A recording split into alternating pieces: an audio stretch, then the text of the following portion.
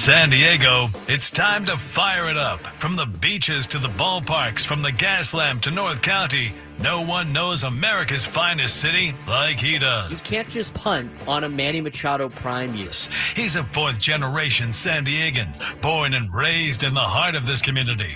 Passionate, opinionated, and always bringing you the real talk on your teams, your city, and everything in between. Braden totally knows his stuff. He's ready for the next step. That guy is good. Live and local, it's the Braden Surprenant Show. But I think Braden's one of the up-and-coming young stars in the media game in San Diego. Now, here's your host, Braden Surprenant.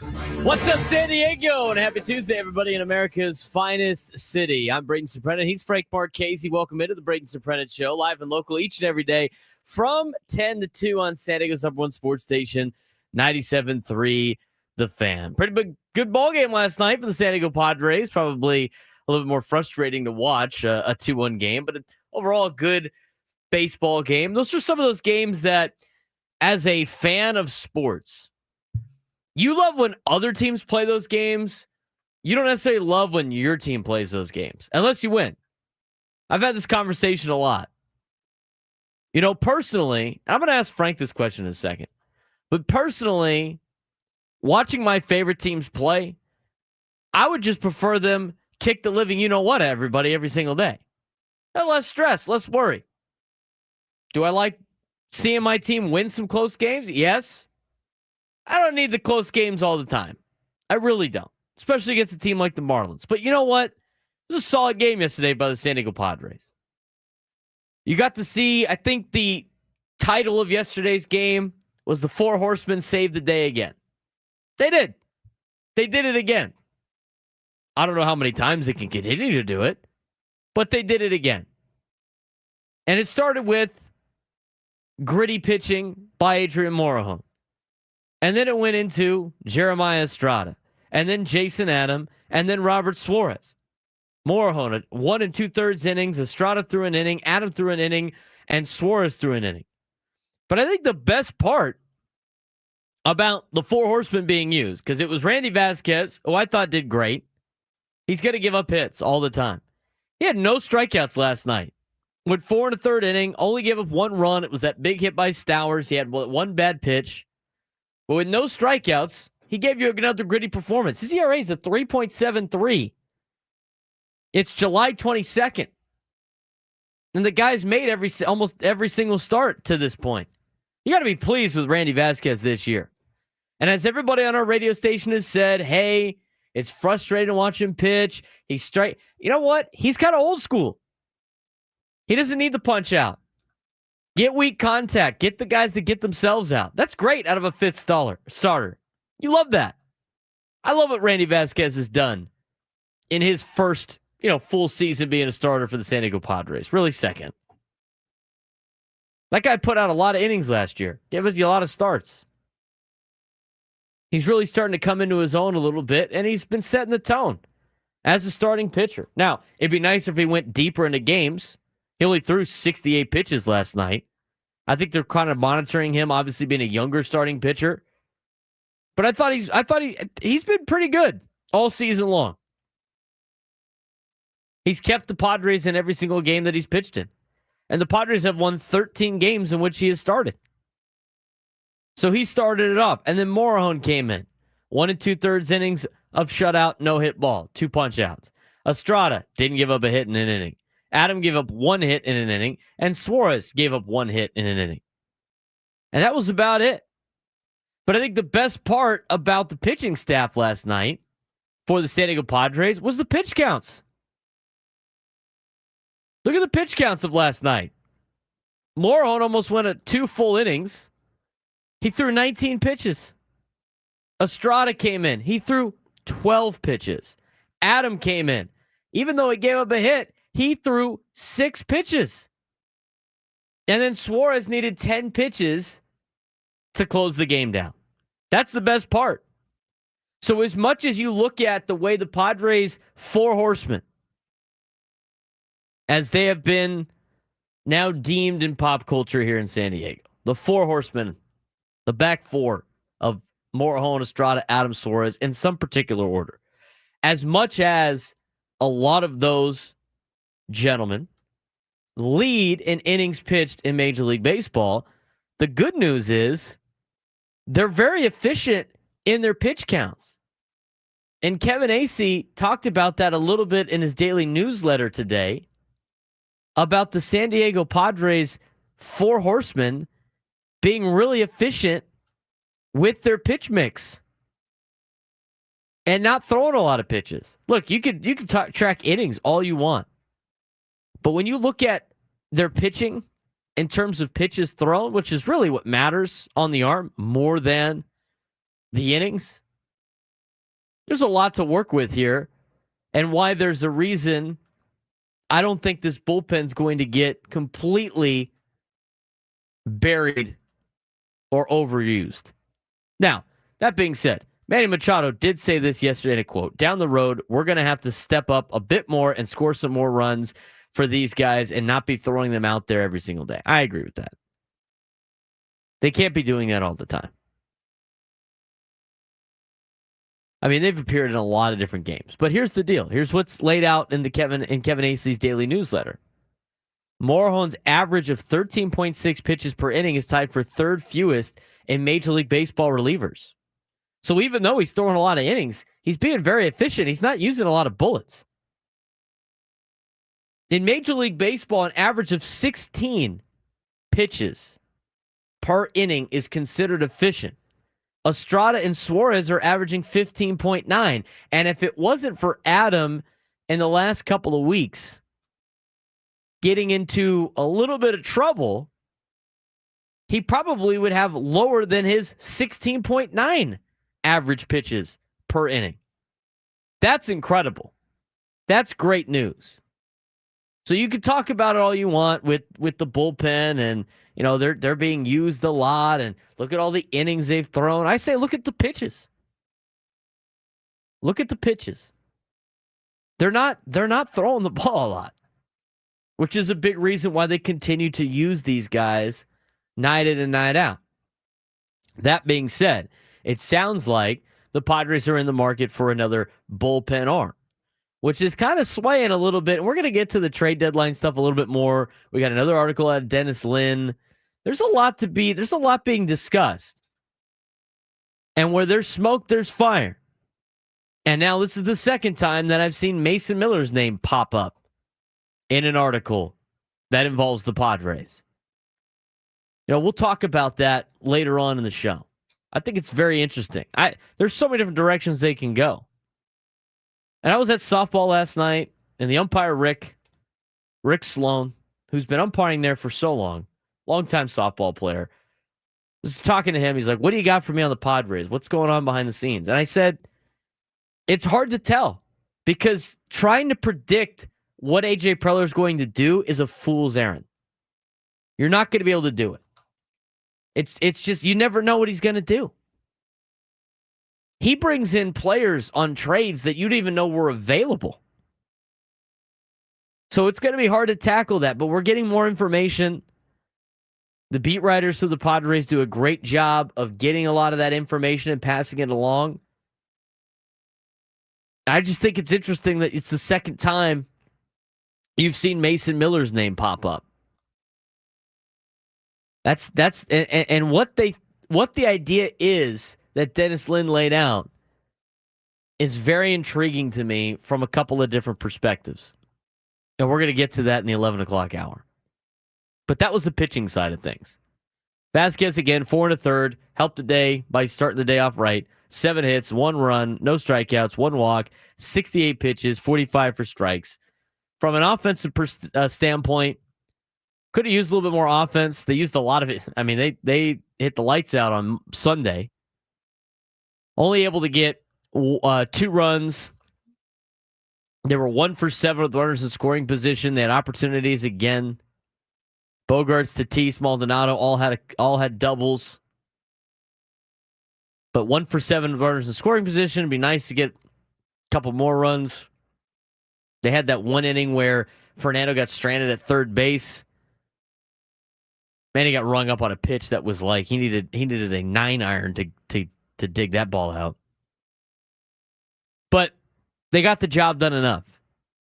It'd be nice for them to give the bullpen a little bit more help because as you saw yesterday or 2 days ago, the Padres not having to use their bullpen on Sunday helped them win last night's game. That's why like those big blowout games help out the Padres just as much as these grinding out ball games. So you got to see a little bit of things from the offense. Now, Xander Bogaerts got another double. He's been hitting really well in his last couple of weeks. Last, 5 or 6 weeks, he's been great.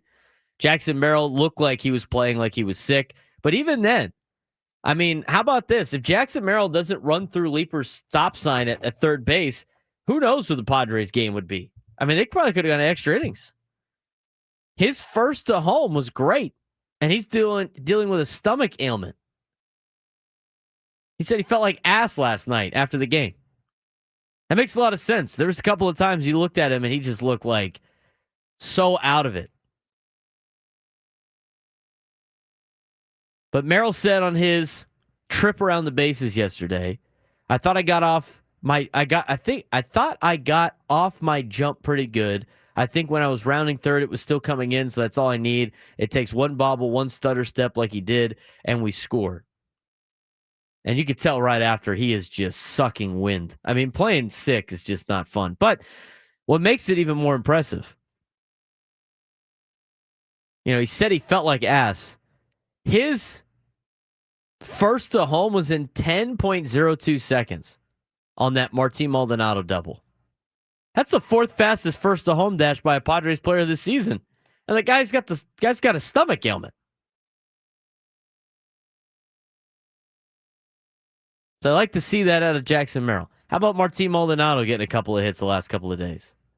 T. Maldonado, he's gotten a couple of hits, a couple of RBIs. We'll take it. Again, the catching situation is interesting, but they like him a lot. So I wouldn't expect anything too big when it comes to the catching position. We're going to talk more about that in the 11 o'clock hour. We talked a little bit about the big run by Merrill. We talked a little bit about X being on a continuous tear. We talked about the pitching staff. But last night, Luis Arraez mentioned, I think it's worth talking about, that a lot of people might have missed. We'll discuss when we come back on the Braden Surprenant Show, Standings #1 Sports Station 97 through the Fan.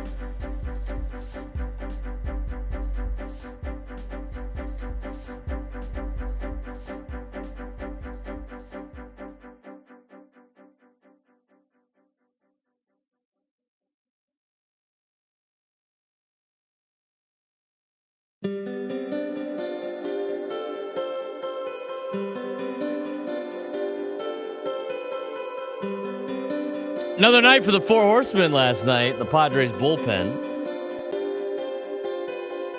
Last night was great for them.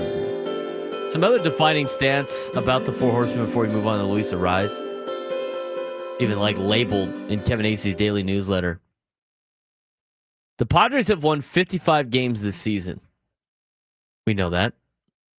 At least one of their highest leverage relievers has pitched in 51 of those victories, which means at least one of the Four Horsemen has pitched in 51 of the 55 victories. They are used a lot. It's a big reason why they're used a lot. All four pitchers being used have accounted for 16 victories. 3 of the Four Horsemen being used, 11 victories. 2 of the Four Horsemen being used, 17 victories. And at least 1, 7. There's only been 4 victories in which none of the Four Horsemen were used. That's pretty remarkable. That's pretty crazy. But it shows you how lights out that bullpen is for the San Diego Padres. What a major asset it is for the San Diego Padres. That's how a lot of playoff teams have been built in recent years. I mean, you can look back to last year's World Series champion. I know a lot of people don't want to do that because it's the team up the road. But they went with the bullpen last year, not starting pitching. They had 2 starting pitchers go through the playoffs. You got to try to keep that going as much as possible. Now, I think last night was mostly about the Four Horsemen. I think it helps that, you got the gritty performance out of Jackson Merrill, who, quote, felt like ass after the game, who's still battling a stomach ailment. I mean, he was scratched from the game on Sunday against Washington because of that. Xander Bogaerts continues to swing a hot bat. And the last play last night, that was relatively worth talking about, was Luis Arraez. Luis Arraez making a play on a ball from Manny Machado, in which he drew contact. What do we got, Frank? Block or a charge? I still haven't seen it, honestly. Charge. Give him the foul. Well, there you go. Charge. Otto Lopez. Hold on. He draws the foul. Foul on Lopez. Bang. Right here. Luis Arraez on the deck. We're going to hear what Mike Shildt said about Luis Arraez's play in a second, but this is what Luis Arraez said. Actually, no. I want to hear from Shildt first. Here's Mike Shildt talking about that play yesterday with Luis Arraez getting hit by a runner. Luis Arraez has zero fear. Whoever's pitching in the field, he's looking to make a play, and he went up, knows there's going to be contact, and he called it, but was aware enough to know he can tag him, and, clearly a big play in that inning. It was a huge play. It's a good job by Louis. Get the ball, make the tag, take the contact. Here's what Arraez said after the game. I love my team. I'd give everything for my team. I'd do anything to protect my teammates, especially Manny. He made a really good play. I knew the game was super close, so I needed to make that play. I mean, if you need to know, or if you question, or you're trying to ever think about what the clubhouse is like, or what they think of Manny Machado, or who they treat as the leader, I think that quote right there really defines that for Manny Machado as the leader of this team. Now, I didn't say he's the captain. He didn't say, it's our leader, but he kind of hints at that with the direct quote of, I do anything to protect my teammates, especially Manny. Manny Machado, over the years, we've had this conversation before. Manny Machado, over the years, with, some of the stuff that he had in Baltimore, right? With some of the, him growing up in Major League Baseball, the way he acted in the Dodger uniform after being traded, even his first couple of years in San Diego, he has really matured into being a leader of this team and embracing that leadership role as much as he can. I think they've given him some avenues to help lead without having to be the full leader captain type guy, which he doesn't want to be. But he has he has done that in being the identity of the San Diego Padres with a lot of other stars in this clubhouse. And those comments by Luis Arraez talk about the love and the respect that this organization has, but more importantly, the 25 other guys in the clubhouse have for Manny Machado and the player that he is. I think you see that on full display. So it's very interesting to hear that from Luis Arraez. And that's why it's another reason why I think the Padres are headed in the right direction. It's taken some years,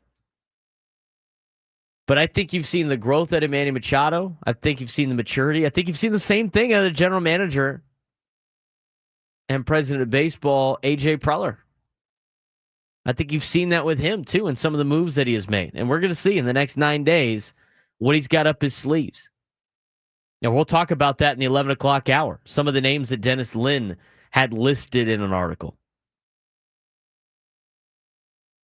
But it's slowly starting to piece together here, the Padres. The San Diego Padres organization is slowly starting to piece together and be that team that's going to be competitive every single year. It's infancy still. For what this organization took over, this current ownership of the Seidler family and with Ron Fowler back then, when that group took over, they had a lot of cleaning up they had to do. And now, with that ownership, into new chairman John Seidler, into Eric Grupner running things, with A.J. Preller growing as a general manager over the last 10 years, you're starting to see the fruits of their labor with their everyday product. Now, it's not perfect. We'll see what the trade deadline's like. I still think the Padres are in a really good spot, and I'm not saying they're winning the World Series. I don't think they got that team right now until they get to the end of the trade deadline, and we'll reevaluate from that standpoint. But it's been a consistent, competitive team the last 5 years. Even with collapses mixed in, they have been a competitive baseball team, which is way different than what the Padres were before this ownership showed up. And so it's maturing a little bit, and you're starting to see this organization become a organization in baseball that people think are going to always be competitive. They have retooled their farm system a lot. I mean, I don't know how many times A.J. Preller's been able to completely retool the farm system, but he's been able to do it. So there's a lot of that at play right here, and I think Luis Arraez said it by talking about the respect that he has for Manny Machado. And it starts with that. You need a central leader. And they've done a good job of doing that with their leader, Manny Machado. Other quotes from the game last night. We talked about Randy Vasquez and what he's been able to do. I think he's been great as a fifth starter. But another good outing. It'd be nice if he can get deeper into ball games, and we'll see if that comes later in the year. See if that comes in the next couple of starts. But with the bullpen not having to be used on Sunday at all because you kicked the living you-know-what out of the Nationals on Sunday, you're able to get to your bullpen a lot easier when you can. So, Randy Vasquez did a pretty good job last night. Here's what Mike Shildt said about Randy Vasquez's outing. Randy's got a slower heartbeat. You know, he's not going to make things much bigger than they are. He's going to just make pitches, and he's got some late movement. He's got multiple pitches he can go to that can get guys off barrel, and you know he's got the ability just to go execute. He's been great. And the last thing we really want to talk about is obviously Sunday worked out for the Padres. They decided to pull Vasquez, even though he had been looking pretty good. Here's Mike Shildt. I'm bringing in Morahone earlier than he usually does. You know, you go into the game. That's why, you know, we get understandably asked a lot about bullpens and, you know, usage and, you know, but it's ultimately about availability. And we were in a good position. Like I said, you know, the ability to win yesterday and not have to use those four guys. Didn't use them the day before. We're coming off a break. We know they pitched a little bit in the All-Star game. Set us up to know going into the game, if we get to a certain spot, we can, you know, take our shot at it. You know, the lefties right there, knowing that Morehound's got 1+, we want to take them, you know, through at least Stowers and started Sanchez, and we were like those matchups, but it was based on the previous days, and like I said, 5 pitches were on in 5 days, so guys were rested, and it was time to go get it. That was Mike Shildt last night after the Padres 2-1 victory, talking about the decision to get Morejon in the game in for Randy Vasquez, despite Randy Vasquez doing a pretty good job. So that's kind of where we want to be in that, kind of recap. But the Padres just completed their 100th game. They're now through 100 games. How do we evaluate the 100 games between this year and last year? Are the Padres more poised to have a better second half this year than last year? We'll discuss when we come back on the Braden Surprenant Show. San Diego's #1 sports station, 97 through the Fan.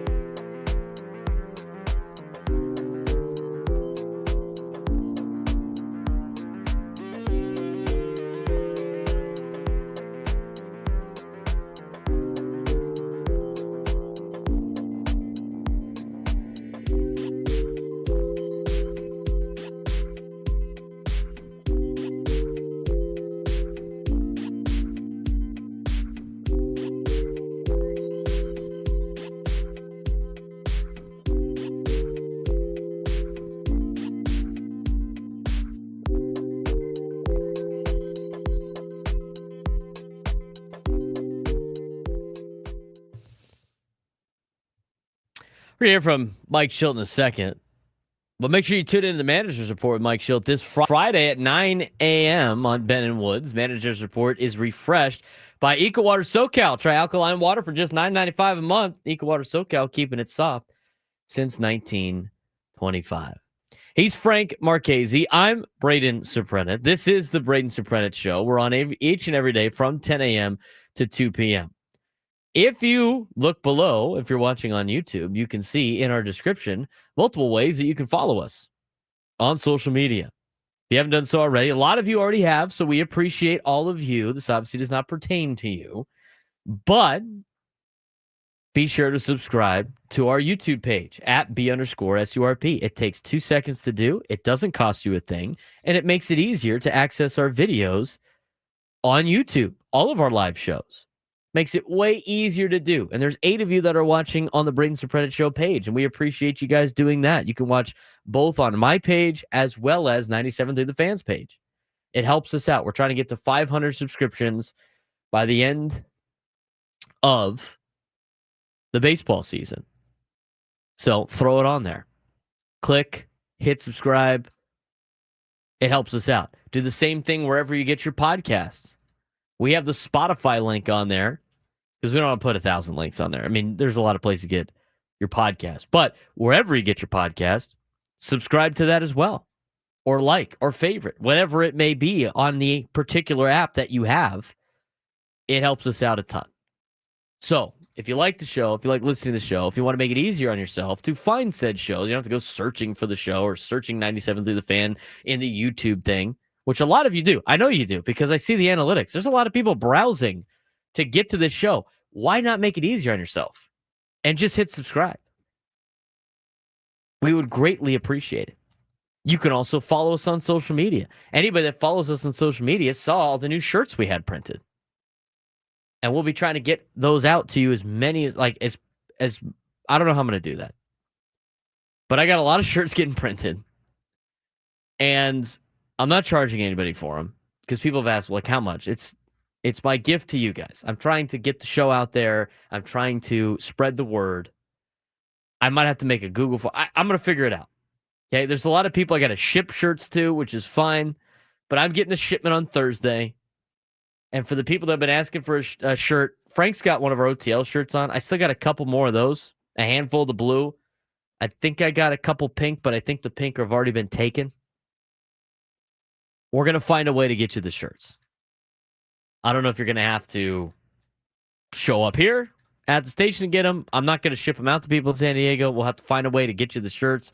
And I'm going to find a more efficient way to figure out what shirts people need and all that stuff. So bear with me. If you've already sent me a DM over the last 2.5 weeks about shirts, just know I got you. But at the same time, like, I'm going to have to go looking through it. So you might have to fill. I might have to make like a Google form or something.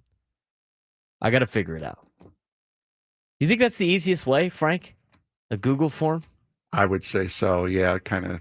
You could put on there like your name and your address or whatever, or when you could pick. Can you pick up?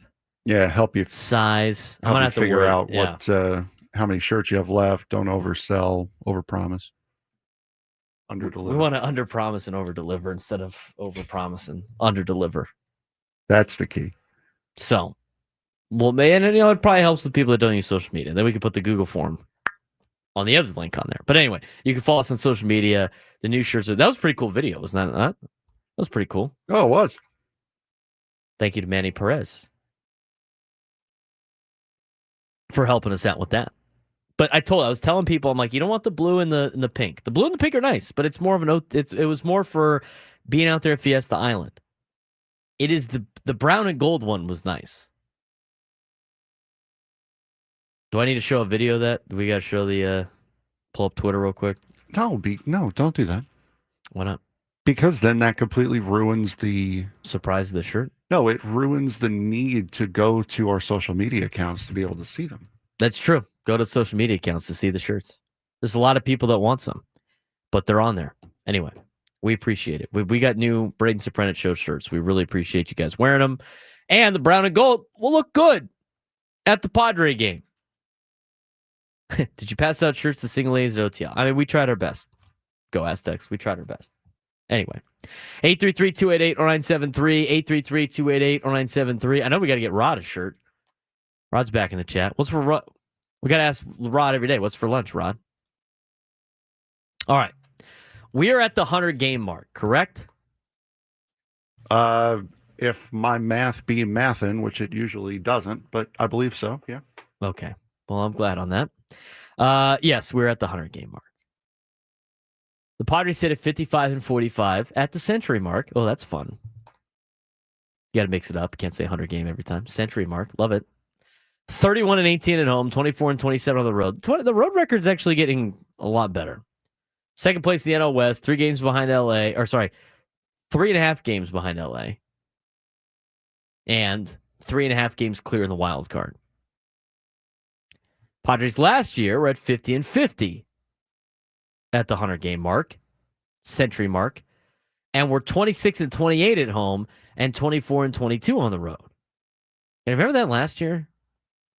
It's like, how in the world are the Padres not winning games at home? It's just, I'm glad that's not this year. It's been the last couple of years with that. This It has been has. primarily a road team, and now to see them winning at home but losing on the road, that is a little bit of a shock to the system. I will say this, like, the excuses that used to be made about playing at home were just hilarious to me. Well, you know, the batter's eye, the new batter's eye with the fake hedge on there is just really distracting. Just super distracting. True. They got rid of, but then it's like, well, then why is the other team hitting really well? Get the glare off the camera that's in the batter's eye. Yes. All the excuses that you would get.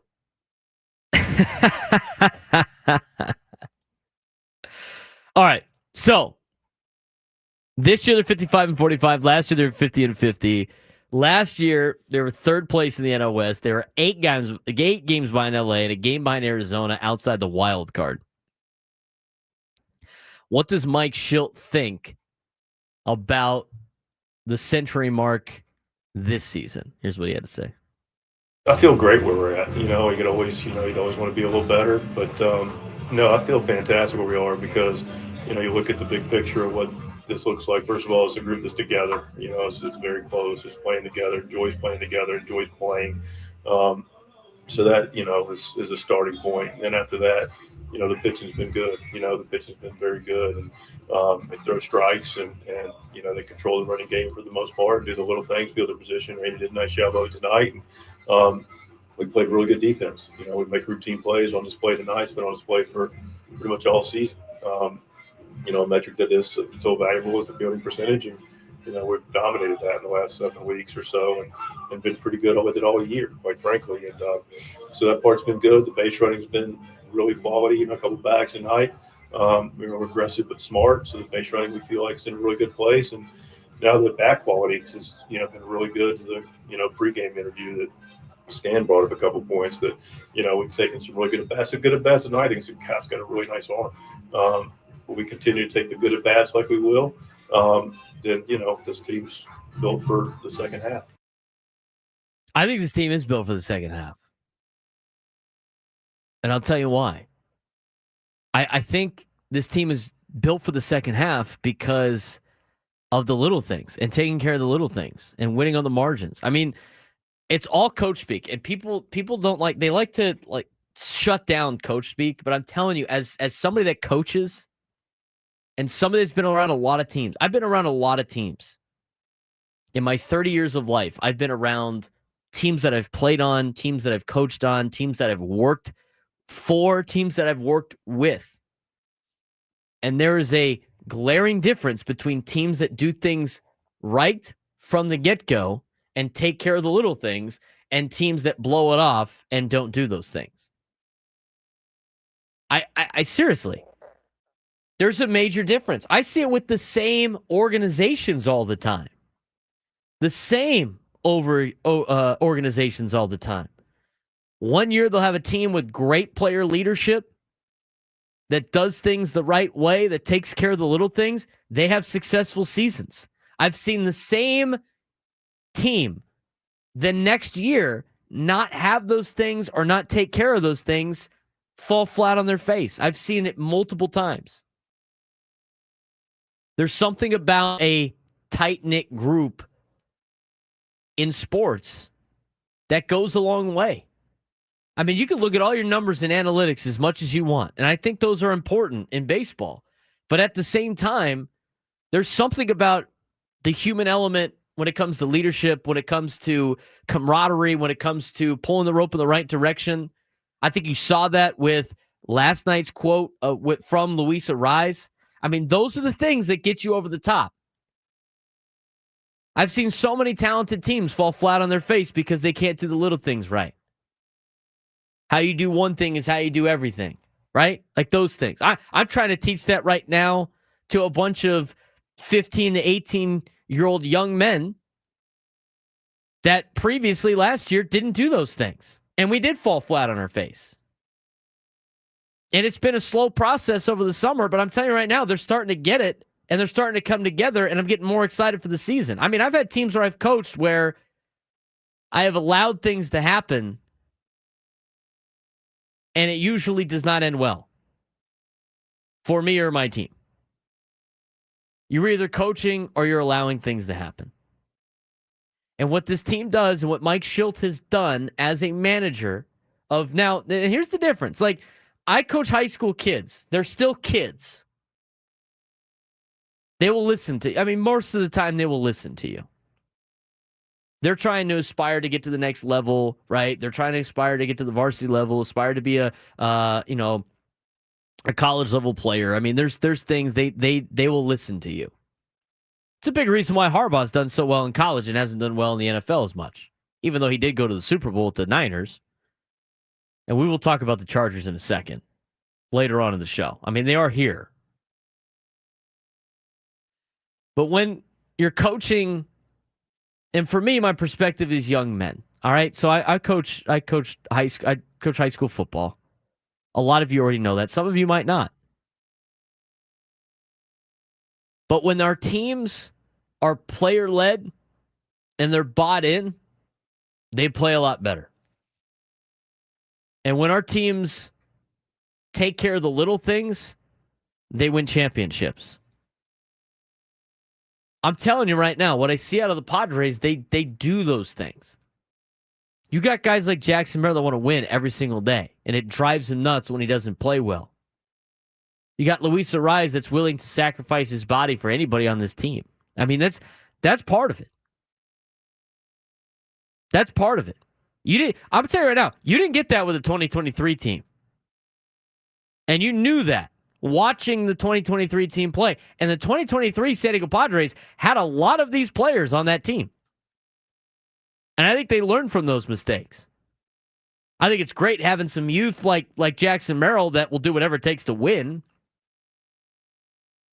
But I thought the Padres in 2023, on the meltdown that was 2023, and you could even say 2021 was kind of a meltdown too, they played more selfish baseball. They played selfishly and didn't play as a unit, didn't play together. And it cost them. Them not coming together in 2021 and 2023 became their downfall. That's different in 2025. I think it's a little bit different than 20. I think that's why a big reason why 2024 they're able to win on the margins. And what Mike Shildt has done as the manager of the Padres has set this team up for success in the long term. Because now they have finally, as I've been talking about on air for the last 5 or 6 years, they have finally found a Padres identity. What does it mean to be a Padre? Now, I don't know the exact definition of what that is. I don't know what that mission statement might be if we want to go back to coach speak and all the stuff that we constantly hammer into the kids that we coach at Cathedral. But whatever that mission statement is, I know they have found it because you could see it by the way they play. This is something that they didn't have in the past. They never had an identity. The Padres never had an identity before this ownership showed up. before this current team showed up, before some of these stars showed up and helped build the foundation. So when you look at the 100 game mark, the Padres are better than they were last year. I think they're a better team than they were last year through this point, despite all of the problems. And they're in a way better situation. And we haven't even gotten to the trade deadline yet. I mean, who knows what A.J. Preller might be able to assemble here for the San Diego Padres team to help a little bit more. Now, what you need to get is you need to get buy-in from whoever comes in via trade. In years past, without an identity, a lot of those players would be like, all right, well, this is what we did in this city. This is what we did in this organization. Maybe we should try to implement this. And now there's a divide. But now, as I think a lot of these players know, they have that respect level for the leaders of the team, the guys that have been here, right? Like Manny Machado. They understand that the Padres have been successful in the last handful of years, and you can be successful without winning a World Series. If success was only, talked about in a sense of winning a World Series, then there's only one team that has success every single year. So they've been successful. I mean, making the playoffs 3 out of the last 5 years is successful for anybody. So they've been successful. And a lot of teams understand that this team, or should I say players around Major League Baseball, understand this is a fun place to play. The fan base backs the team and sells out the stadium. The ownership is constantly spending money to try to win. A.J. Preller constantly wheeling and dealing to try to win, and the players themselves are in a position where they want to win every single night. And so when you come into an organization like this, when you're acquired at the trade deadline or an offseason move, when there is a culture established, you don't have to start your own, and you buy in to what the organization is doing, which to me shows that I think whoever the Padres bring in, especially the fact that they don't need to get a superstar that might want to do things his own way. They just got out of the margins. I think the identity of the Padres is set, and I think they've embraced it, and I think that's an even bigger reason here in year 2 why they're set up for success for the second half push. And again, I mentioned it yesterday. They never play well in Miami. The Padres never play well in Miami. And yes, they grinded out a 2-1 game last night. In fact, I had somebody on the Facebook pick said, barely beating Miami is worrisome. It's not worrisome when you've seen this team go down there and struggle so many times. I mean, tonight might be a close game. You got Stephen Kolek on the hill. He had some time off. He only made 1 start for El Paso. They're trying to give him some rest. Your 4 horsemen already pitched yesterday. Got to get the offense going a little bit. At this point in time, you just got to win games. But I'm not surprised that the games are close. And I would imagine the games are going to be close here, and I would imagine the games are going to be close in St. Louis. I mean, it's a long road trip that we've seen the Padres do time in and time out around this time of year. But second half push, I think the Padres are set up for success. I think the Padres are set up for success. I think they're set up for more success than they were last year, because not that they weren't winning on the margins last year. I think they've improved upon that. I really think they picked up where they left off last year in terms of their style of play. The first half of the season last year was a little bit different. The first half of last season was establishing how you're supposed to play for Mike Shildt. Second half, they figured it out. Going into this year, I think they picked up from where they left off last year, and now we could see a Mike Shildt second half. Mike Shildt's teams have always been good in the second half. He gets them to buy in. He gets them to play hard, and that's all you're asking for. So we're 100 games in. We got 62 to go, and the Padres are 3.5 games out of first place in the National League West, and they have a 3.5 game cushion on San Francisco, St. Louis, and Cincinnati. Things are looking up for the San Diego Padres right now. Now is the time to strike, especially before they get to August. If they could get to August within 3 games of the Los Angeles Dodgers before having to play them for 2 straight weeks, the Padres are going to be in really good shape. And it's going to go back to my prediction I had for the second half. They are going to make a push for the division. And I think you're starting to see that right now. He's Frank Marchese. I'm Braden Surprenant. When we come back, we'll get to your phone calls and we'll talk a little bit about what Dennis Lin had in his article today about some trades and some rumors that might be out there. 833-288-0973, 833-288-0973. Braden Surprenant Show rolls on. Hour number 2, San Antonio Sports Station, 97 to the Fan.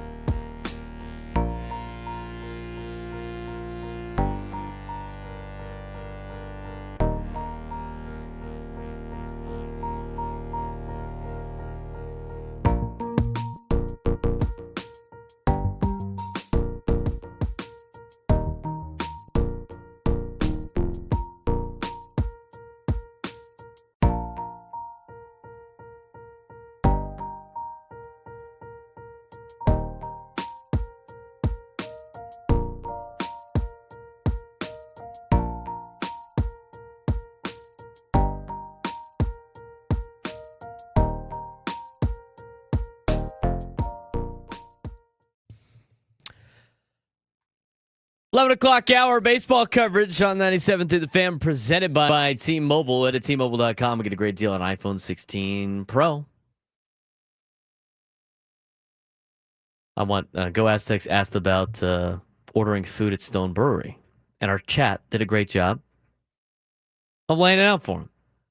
We love it. We love the recommendations here. I don't know if I've ever eaten at Stone Brewery, to be honest with you. I think I've only been to Stone Brewery once. I've been to the one in like the San Marcos Escondido area, the one by Palmerado Health or whatever, whatever it is. I think that's the deal. Oh, Escondido. Yeah, Go Aztecs is there getting a lunch. I got an email about La Mesa Oktoberfest. You ever been to La Mesa Oktoberfest? I have not. It's pretty fun. We should go. We should hand out shirts there. Yeah, we should. I don't know if I'll have enough shirts by Oktoberfest, but I got an email from LeMay. We've gone one time. I've gone one time. My family goes. They try to go a decent amount. But the La Mesa Oktoberfest is Friday, Saturday, Sunday, October 3rd, 4th, and 5th. I can't even go anyway this year. But that being said, I guess I could go. We have a game in San Francisco that weekend, and then I'm back on that Saturday. Anyway, I digress.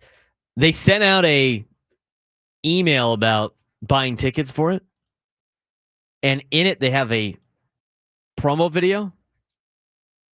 I'm in the promo video.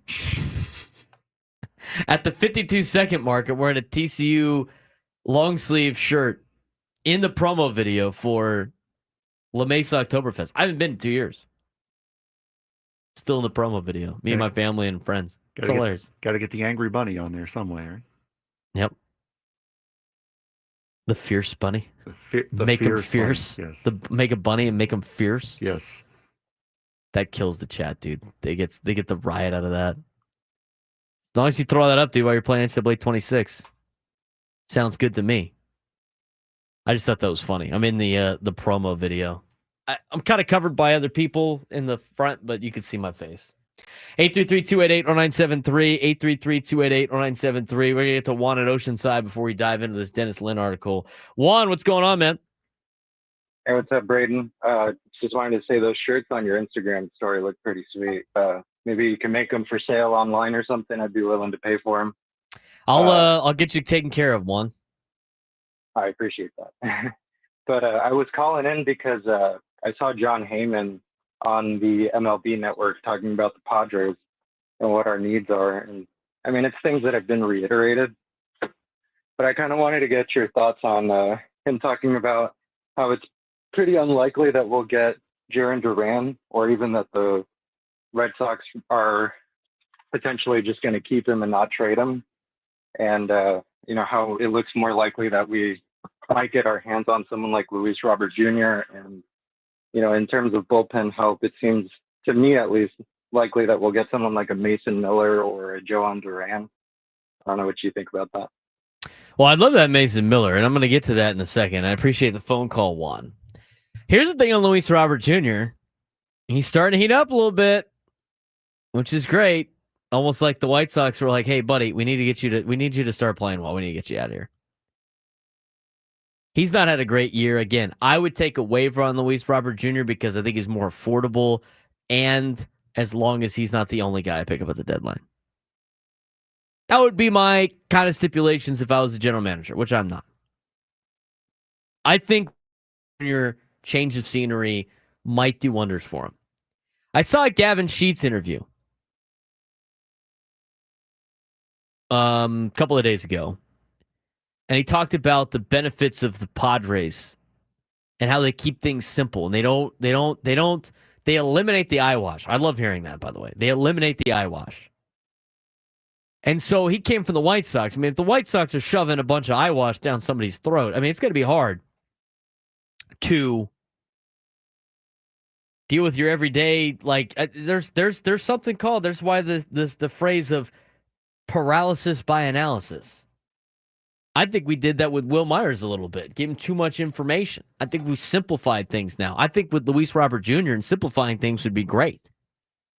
Put him out in left field. Now, the thing with Duran, I think Duran not Johan Duran, but I think Jarren Duran.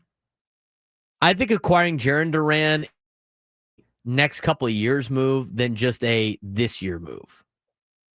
We've seen AJ Preller do that too. We've seen AJ Preller want to get guys that have control, so it's a couple of playoff runs, and that way it justifies maybe giving up what might be a little bit too much. So I find that interesting. Here's Luis Robert Jr. since the start of July. Now, he missed some time because of a hamstring injury. But in the month of July, Luis Robert Jr. in 10 games, that's only 10 games, in 38 plate appearances, he's 12 for 33. He's hitting .364 with a .576 slug. He's got 2 pumps, a double, and a .1023 OPS. Maybe he's starting to turn things around a little bit. But Luis Robert Jr., in those 10 games, has only been held hitless once. And he ended up reaching base. So he's been on a on-base streak dating back to July 8th in the 10 games that he's played. Again, he's missed some time with an injury, but he got back to playing on the 8th, played right for the All-Star break, and now in the last couple of days has done pretty well. Had a hit on July 8th, did not get a hit on July 9th, but walked. 1 for 3 on July 11th. Doubleheader, by the way. 1 for 3, 1 for 4 with the home run. 1 for 3, 1 for 4, 2 for 2 with 3 runs scored, a home run, and 2 RBIs. 2 for 4, 1 for 4, 2 for 4. Driving in runs. He steals a lot of bags. He's had 25 stolen bases. I think it's worth a waiver. I think it's worth a waiver. Now, I don't think that should be your only guy, though. It's interesting that Juan brought up Mason Miller. This is a name that I brought up last year, potentially, to go after. And now he's obviously worth a lot more. But I continue to see his name. I continue to see his name pop up in trade rumors. I've seen it multiple times now. And now he's in Dennis Lin's article. Where there's smoke, there is usually fire. And I think all of our beat writers do a great job. But when Dennis Lin mentions it, I usually listen. Because Dennis is usually on a lot of different things. Where there's smoke, there's fire. There's a couple of things that Dennis Lin laid out today that I thought was very intriguing. One of them was the Mason Miller idea. He throws it out as an idea in his article today. And I know Dennis. I think he's a great writer, and I think he's a great reporter. And he is very savvy in what he brings up and why he brings it up. Very savvy. He doesn't just throw crap against the wall and see if it sticks. We don't have really any of those guys here in town, but I do want to mention, he's especially not one of those guys. It's not like he's just coming up with a crazy idea. It's like, oh, I guess they could do this. As a reporter, he's talking to people and he's getting information, and it's leading to some of these things. Here's some things laid out, and we're going to dive into it more in the next segment. Padres into the trade deadline with a complex roster situation. AJ Preller previously balanced short-term pickups with long-term roster planning, and he's likely to do the same again this year. And what Dennis Lin did in his article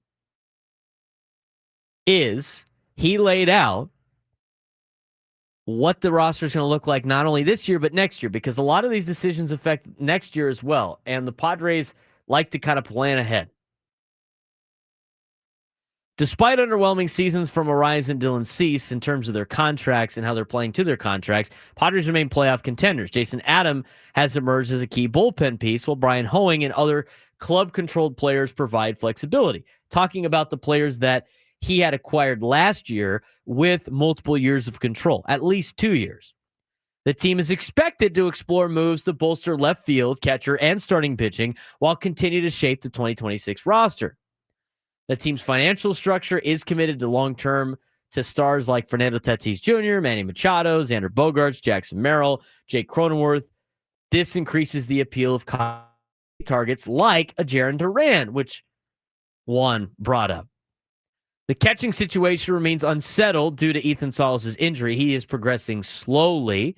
He's not having any setbacks, but progressing slower than what the Padres would like. Plus, prospects Leo DeVries and Brandon Knett could debut by 2026, but aren't guarantees.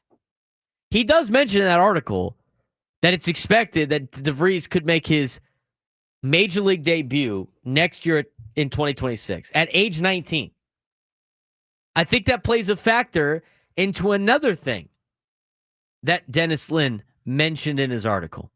And we're going to get to that in a second. Pitching remains a question mark. Darvish and King are battling injuries. Musgrove recovering from Tommy John. Nick Pivetta has become a key arm, but long-term depth is obviously uncertain. Preller might trade for rentals or even pursue bold moves like A's closer Mason Miller. And just like pull that out of thin air. He didn't just pull that out of you know what. There's a rhyme and a reason to what Dennis Lin puts in his articles. Again, he's an incredibly intelligent person and a great reporter. So the Mason Miller thing I find very intriguing. I don't think it's going to be easy to do. As mentioned on my YouTube page in the chat by Prolific, Dodgers are highly interested in Mason Miller. We've seen those reports. So not only are they interested in Mason Miller, Padres might be interested in Mason Miller. You might get yourself into a little bit of an arms race, which you can't afford to get yourself into. But he's 26 years old. There's one thing that Dennis Lin talked about what the Padres would do with Mason Miller, and we'll talk about that next segment, but also why planning for 2026 is important on certain MLB players now that might be on the trading block. We'll talk about who that is and what the Padres could potentially do next on the Braden Surprenant Show, standing as number one sports station 97 through the Fan.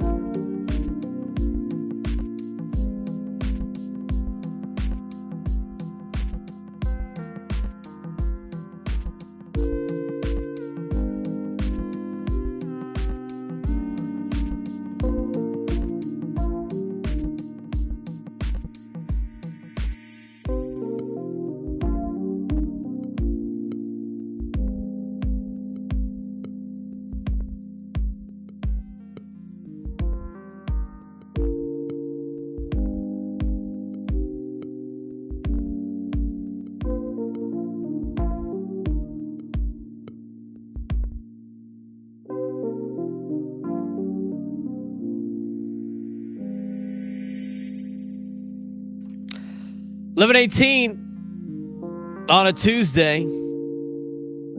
He's Frank Marchese. I'm Braden Surprenant. San Diego's number one sports station, 97.3 The Fan. Talking a lot about Padres trade deadline. But we did see some news. What do you got? What do you got for us, Frank?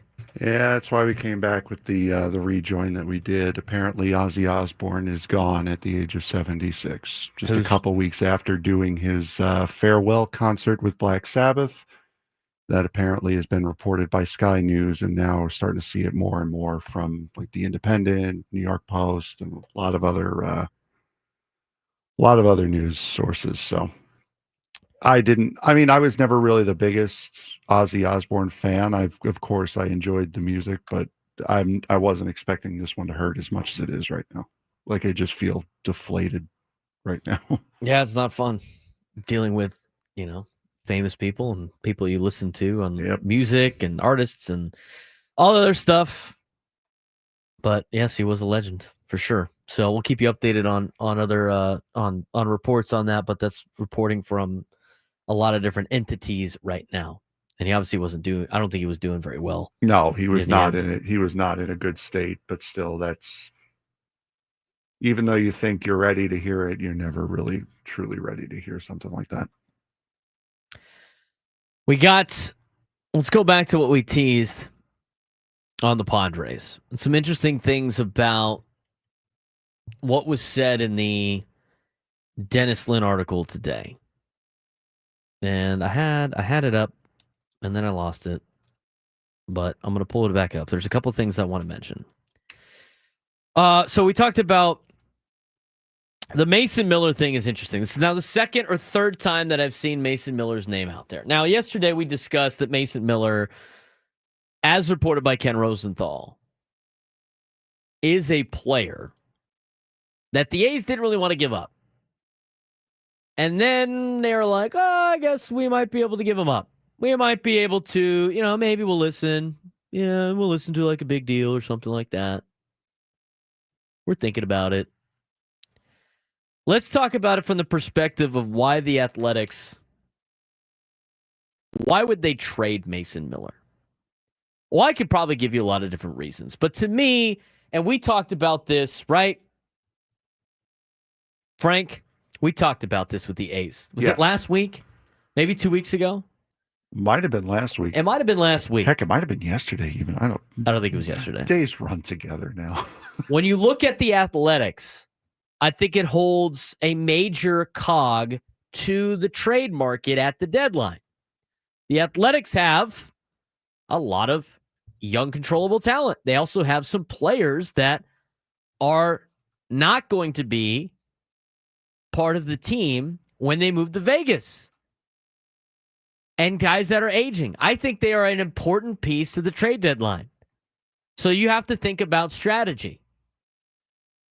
For the Oaklamento A's, the strategy needs to be, if they're following the playbook right, and when you follow this playbook, this is kind of the diabolical sports owner playbook of when you rip the team out of a city and move to new city. What do you want the new city team to be? Very, very good. It's how you get stadiums built. We saw the old Padres ownership do that to build a stadium downtown. What did they do? They loaded up on a roster. They went to the World Series. They lost the World Series, but they got past they got whatever prop to pass. I forget what it was. Was it prop C? I can't remember. It was before my time, but they got it to pass because Padres fans were like, hey, look, the World Series, keep in the town, new stadium, hey. And so they got the new stadium. And then what did they do? They gutted the team after that. Like, we got the new stadium. We don't need it. But we got to get people to show up to the new stadium. So what did the Padres do? They spent a lot of money and loaded up their roster. And you know what they did? They won a division title 2 years in a row. And then they're like, forget this. Let's cut it all again. Again, previous ownership. I'm so glad this ownership is now in control of the Padres because they actually spend money and want the team to do well and they want to win. The previous ones were like, hey, look, let's buy all this real estate around this area that we want to build a brand new stadium, and let's build a brand new stadium and then develop the area around it.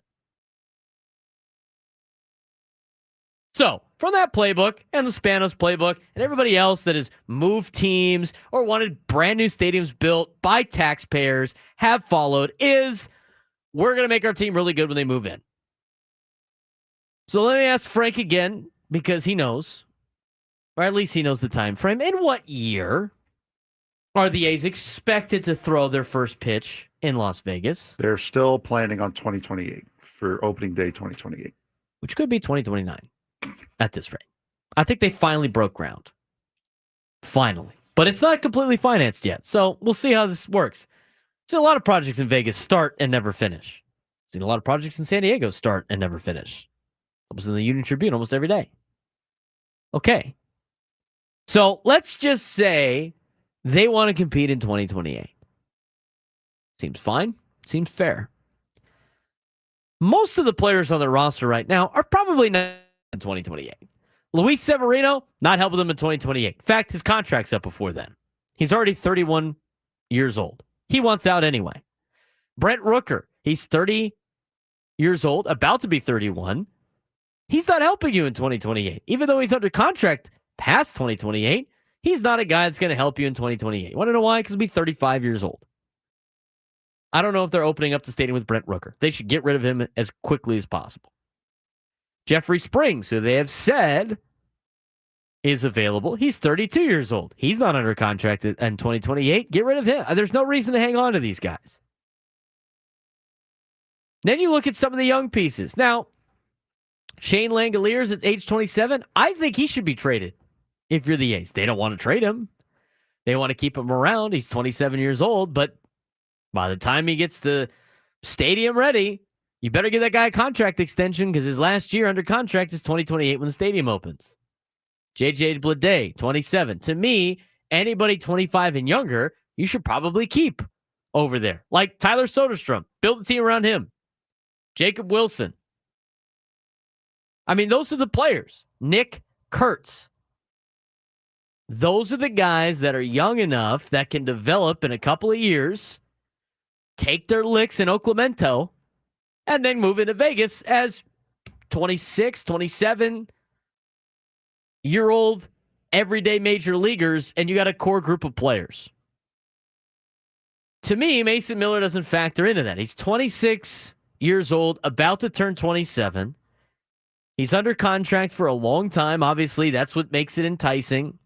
He's a free agent in 2030. Throws over 100 miles an hour. And so if you're the A's, he's going to be a closer for you. Right now, that's what he is. On a team that's not going to be competitive until at least 2028. He is a luxury you cannot afford. There's no reason for the A's to hang on to him. It would be organizational malpractice to leave this guy on the team. Organizational malpractice. So they need to make him available. Now, whether or not Mason Miller is somebody the Padres can acquire is a different story. He has, again, the rest of this season, and then he gets in arbitration. In 2026 is ARB 1, 2027 ARB 2, 2028 ARB 3, 2029 ARB 4, and then a free agent in 2030. But the question that was laid out by Dennis Lin was the question that I find very interesting about Mason Miller. It's not that he throws 102 miles an hour. It's not that he would be an asset in the Padres bullpen. It's not the fact that he's going to cost a lot of money. No, there's something else that Dennis Lin had mentioned in the article about Mason Miller. And that is why I think the Padres should really consider throwing a lot at Mason Miller to make it happen. Now, I think you can add on the margins with Luis Robert Jr. I still think you need another bat. I'd go get a rental bat again. I'd go get 2 rental bats, and then you think about this for a second. I think you have to really look into what Mason Miller could potentially be in a Padres uniform. Again, he's 27 years old. We talked about this with Adrian Morejon. What is the one thing that Dennis Lin said in his article that has intrigued me about potentially acquiring Mason Miller? We'll tell you when we come back on the Braden Surprenant Show on San Diego's #1 sports station, 97.3 The Fan.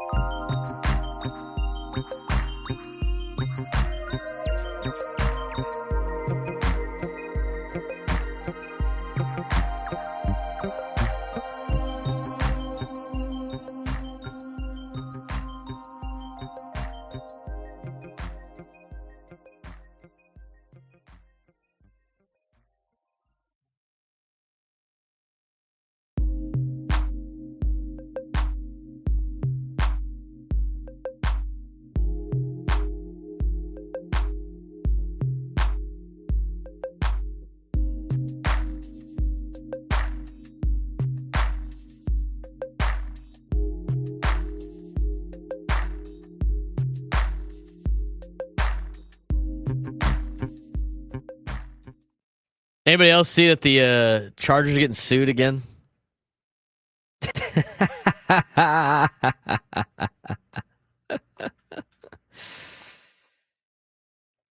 Come on out to San Diego Charger practice here today in San Diego. And while you're Is that open to the public? And while you're at it, sign up for our class action lawsuit. That's great. Chargers face a class action from season ticket holders of the relocation of the 2025 home game against the Chiefs to Brazil. You hate to see it. That's awesome. You hate to see it. That's awesome. Who else is suing them right now? I mean, add it to the list, right? I mean, shoot. Moving to LA has just... It's been a great decision for them. It really has. It's been worthwhile. They've had absolutely no controversies, no drama, no anything going wrong. Everything has just been smooth sailing, perfect. The comments are great. One of the comments on here. All 7 of them got together in the class action suit? What? Dear God. Colts gave us season ticket holders a refund for the game against the Falcons that was moved to Berlin. I bet you the Chargers still made you pay for that game. Knowing them. That's probably what it's about. I'll have to look into the report from Pro Football Talk. And we'll talk about that at noon. Chargers are in town for training camp. Who's going? Frank, you going? No. I got that thing. Yeah. With the guy. I have. That's my sister's aunts, uncles, cousin. Yeah, I have anywhere to be. Don't you have to paint a fence or something like that? Didn't your buddy Tom convince you to paint you know a fence? what? That is right. I was asked because there's been a lot of like paint thieves out here recently. So my buddy was going to paint a fence, and then Tom. Yeah. He was going to ask me to paint he's painting his fence, and then he doesn't want the paint to get stolen, so he's going to make me watch the paint dry on the fence to make sure it doesn't get stolen. After your buddy Tom Sawyer convinces you to paint the fence and how much fun it is to paint said fence? Oh, no. I'm see, you'll learn this about me. I am allergic to manual labor unless it's something I want to do. So, no, there will be no convincing of any fence painting. I'll look into the details of that class action lawsuit later. Adam Paul did not get the joke, dude. Where does he live that paint is being stolen? Nobody's stealing paint, dude. It's just a joke. We'd rather do that than go to the I'm going to a Chargers Coldplay concert instead. That is accurate. Nate, that might be a tough battle for you, dude. I don't know if that's necessarily the best idea. All right. Let's talk about it a second. Talk about Mason Miller. We got some people that don't want to see it. Oh, we're going to get fleeced. Negative guy all the time. Captain Negative in there. I might have to start him. We might have to change his name to Captain Negative. Just negative all the time. I've never seen him positive about anything. Captain Negative. Trying to poo-poo the report here. Anyway. Here's what it says in Dennis Lynn's article. Again, where there's smoke, there's fire. Might Preller be bold enough to say, pursue Athletics closer Mason Miller with the idea of stretching him out as a starter next season? The general manager is prone to exploring all avenues for potential improvement. It's very interesting. To me, that makes more sense. Now, Mason Miller came up as a starting pitcher. He was a starter before he became a reliever. He has had some elbow problems. Okay? So, that is something to worry about. But at age 26, and having control over this guy for a long period of time makes it more intriguing to potentially bring him in a trade. Now, this season, he's 1-2 with a 4 ERA. But he does have 57 strikeouts on the season to 17 walks. He's pitching in a ballpark that's not conducive to pitching. You can listen to Luis Severino bitch about it. He does that a lot.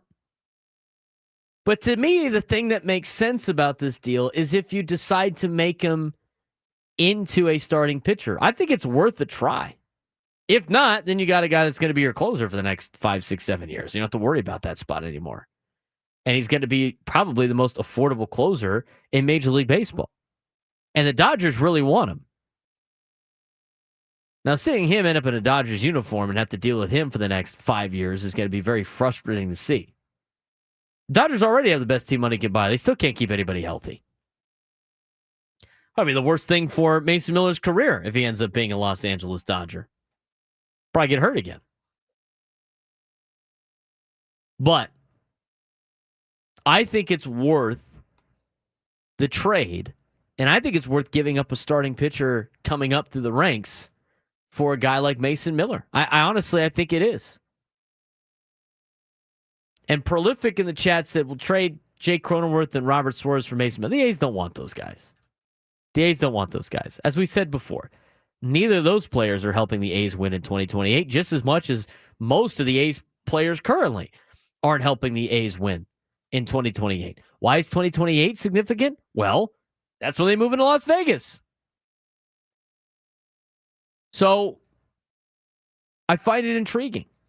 And again, this is why it's so hard to predict the trade deadline with A.J. Preller. You don't know what he's going to do. This has A.J. Preller written all over it. And again, this is the second time I've seen Mason Miller's name dropped in. So they're not going to trade Cronenworth and Suarez. But what would be interesting would be them parting ways with Suarez or Cronenworth, maybe getting some prospects back as they trade with a contender. Because the teams that are going to want Jake Cronenworth or Robert Suarez would be contenders. Those are the ones that are going to want those players. So you maybe get some prospect capital back that can add to your farm that then you can deal away at the deadline and go get an arm like Mason Miller, go get a bat like Luis Robert Jr., and who knows, if you're deciding to part ways with a guy like Jake Cronenworth, you might need another bat in there. So maybe you get another fringe bat and you go get your Jarren Duran deal. There's a lot of different moves. And what the point of this exercise, I'm not even going to try to pretend to come up with a trade that involves prospects because I don't know how other teams evaluate the Padres prospects. I don't know how they do that. So I don't know how valuable these guys are to other teams. And if you look at, and we're gonna talk more about this later in the week, Jeff Passan updated his top fits at the deadline for every team. Again, it's mostly positional fits. There's too many. He's got guys that play for the Diamondbacks that are on there that might be a link to the Padres. The Diamondbacks are never trading anybody to the Padres. Just knowing that organization, they're never going to do it. I'd like to see Stephen Kwan in a Padres uniform. I think that'd be great. But the thing that Dennis Lin mentioned the most about this trade deadline and strategy is working out next year's lineup. So with doing so, here's the deal about Jake Cronenworth. As we move off from Mason Miller, move to the other glaring news about Jake Cronenworth. Your second baseman currently, Luis Arraez. I don't know if the Padres bring him back next year. I don't think they do that. Yeah, I think the Padres value him more than anybody else in Major League Baseball. But if you let him walk, you could move Jake to first base instead of trading him. They expect, this latest report had, do not be surprised if Leo DeVries is on the Major League team in 2026. And if he's on the Major League team in 2026, that means he's probably playing shortstop. But Xander Bogaerts has shown this year that he's still got a couple years that he could play at shortstop, even though he's done well moving over to second base, and he could probably do that again next year. But you got to start thinking about piecing the roster together for 2026 as you make said moves. So you trade away a Jake Cronenworth, right?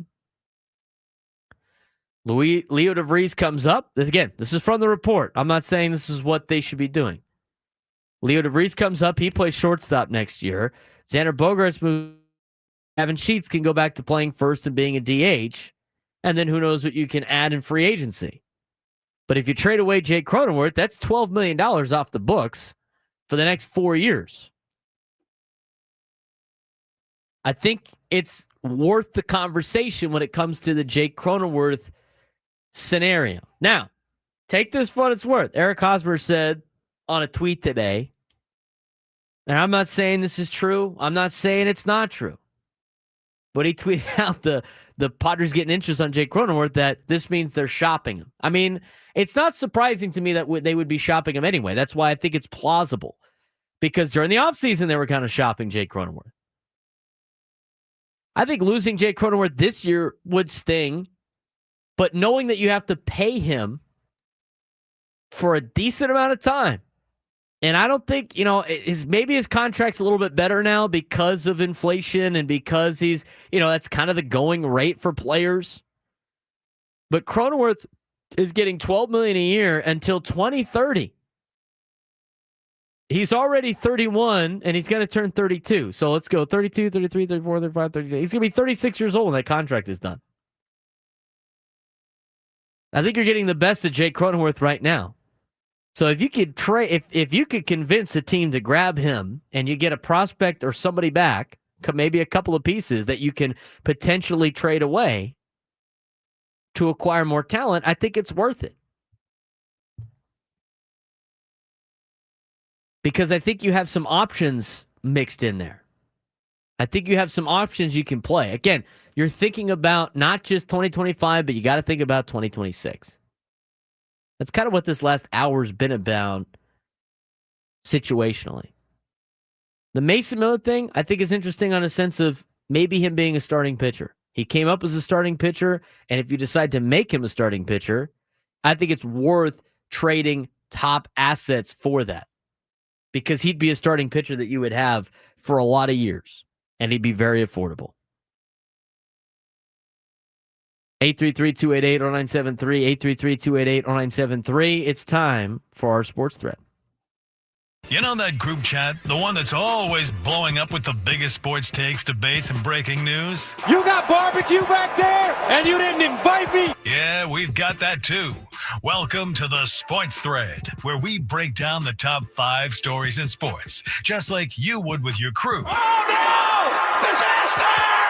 What a bad idea! No filters, no silence, just real talk. All right, here's Frank. Boy, we got a lot of stuff going around with the NFL today, especially with the Players Association, as former NFLPA Executive Director Lloyd Howell Jr. has resigned his part-time consulting job with the Carlyle Group, which is one of a select group of league-approved firms seeking minority ownership in NFL franchises. Howell's side job as an operations executive with Carlyle's aerospace and defense investment team was among several issues to emerge in the weeks before his abrupt resignation from the NFLPA's top job on Thursday. A Carlyle Group spokesman confirmed Monday that Howell had resigned, but declined to say when. The spokesman also declined to comment on any specifics related to the resignation from his role. This collusion thing is just getting murkier and murkier, and it's showing just how wide this can spread, even in the NFLPA. Collusion. It's also like corruption. Yeah. It's just like, what? We've talked about this before. And here's the thing. We're going to get to this later on about the MLB Players Association. I mean, the FBI is investigating the MLB Players Association and the NFL Players Association. That's ongoing. Fun stuff. Bless you. But I think it's more... The NFL's got the worst Players Association in all professional sports. And you're seeing it in full color right now. Yeah. I mean, seriously. I mean, what are they doing? Like...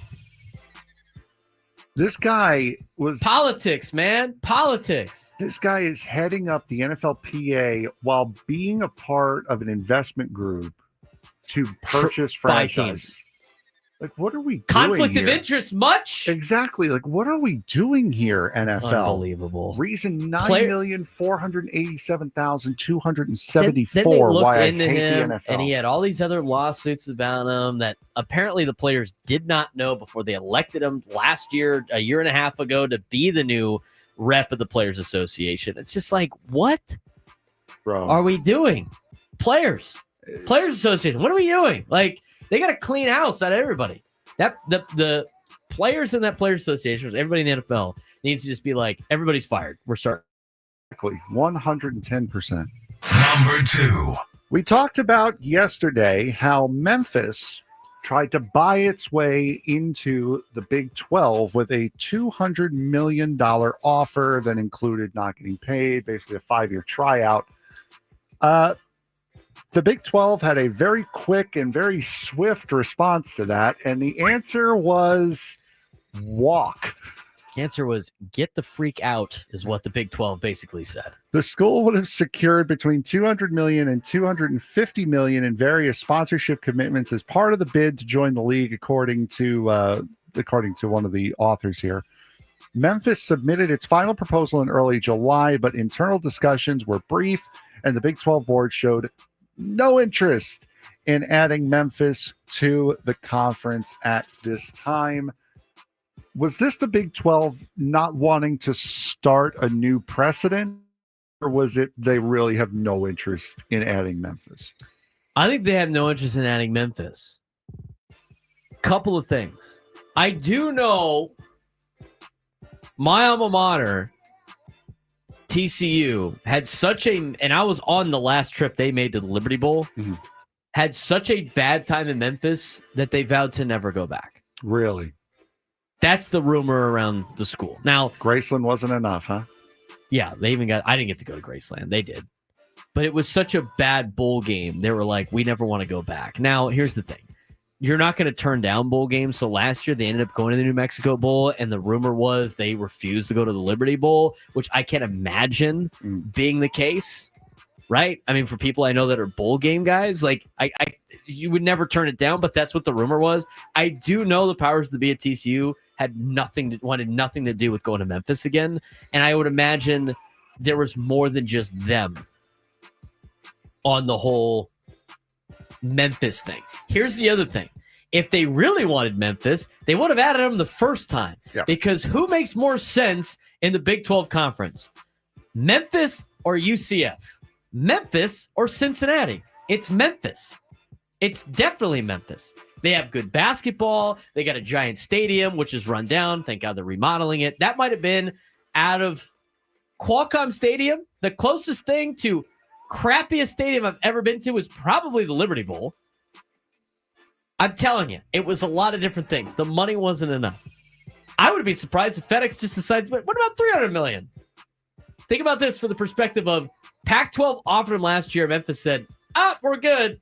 We'd rather pay, not collect any money, and potentially get kicked out of this particular conference than join your power conference. That's all I need to know about that situation. Now, I do think they probably need another team. I think there might be some negotiation that might lay out. I don't know how much of an asset Memphis brings to the Big 12. At least you don't have a heartfelt opinion on the subject. We can just move on now. Number 3. As Micah Parsons looks for a significant contract extension with the Dallas Cowboys, he and team owner Jerry Jones have not been shy when vocalizing their thoughts. With training camp around the corner, the notable sound bites aren't stopping. Jones seemingly took a shot yesterday at the star pass rusher when speaking and did not exactly have all the facts correct while doing so. Classic Jerry Jones. Jones said, quote, "Just because we sign him doesn't mean we're going to have him. He was hurt 6 games last year. Seriously? Contracts are 4-5 years, okay? There's a lot of water under the bridge if you step out there and do something in the first 2 or 3. I'm sorry, are you trying to directly read quotes from Jerry Jones? I know. That's unfortunate. You can get hit by a car. Seriously. I can't believe he said so that. There's a lot to look at over years that could make a big difference. Really, Jerry? Are we for real at this point? He is the reason. I've said this so many times about Jerry. To all my Cowboys friends. You guys will never win with Jerry Jones in charge. He is a great business owner. He is a great businessman. He makes a lot of deals. He's getting up there in age. But you know what he can't do? He can't build an NFL football team in terms of a roster. Because if he could, he would have won a Super Bowl by now. He hasn't. He won with Jimmy Johnson's guys. Jimmy Johnson built that team. Jimmy Johnson is the one that won the Super Bowls for the Dallas Cowboys. Even though they won one after Jimmy Johnson, that was still Jimmy's team. He cannot build a roster. You notice it. He is the reason the Cowboys are never going to win a Super Bowl. Is because of him. And every time I say that, Cowboys fans go, "Oh, we love Jerry. Oh my God." It's like, dude, get somebody else to run the team, not your kids. Bring in a real general manager. If they brought in a real general manager, you know what they would have done? They would have signed Micah Parsons first and then Dak Prescott, and then they would have told CeeDee Lamb at the end of his contract to kick rocks and got somebody else for him. That's what the good teams in the NFL are doing. The Cowboys, everything opposite. And then you trashed Micah Parsons at training camp. Like, what are you doing? That team will never win with Jerry Jones in charge. I'll never give ESPN credit, but one of their analysts said today, if God made a deal, said, Jerry Jones, you can win 3 Super Bowls right now, you just can never do another press conference, Jones would say no deal. God. Braden Surprenant Show continues.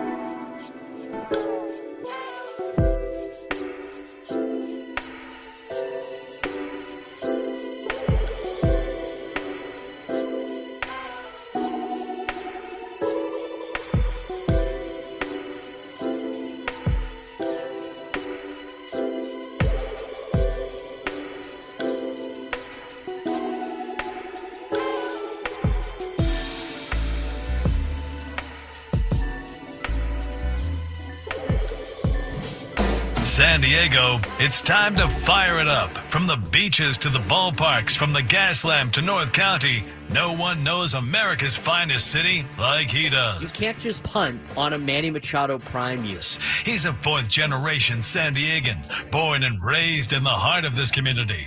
Passionate, opinionated, and always bringing you the real talk on your teams, your city, and everything in between. Braden totally knows his stuff. He's ready for the next step. That guy is good. Live and local, it's the Braden Surprenant Show. But I think Braden's one of the up-and-coming young stars in the media game in San Diego. Now, here's your host, Braden Surprenant. Lunchtime hour on 97 through the fans, presented by Kraft Taco. Both flavors at 2 locations, Sorrento Valley and inside Balboa Park's Natural History Museum. Anybody mind if Rod has a day, huh? 97 through the fans' biggest fan from this year, who won the contest, Rod, is having himself a Tuesday. I asked him what's for lunch. He usually tells us what's for lunch. I like to live vicariously through Rod's lunch.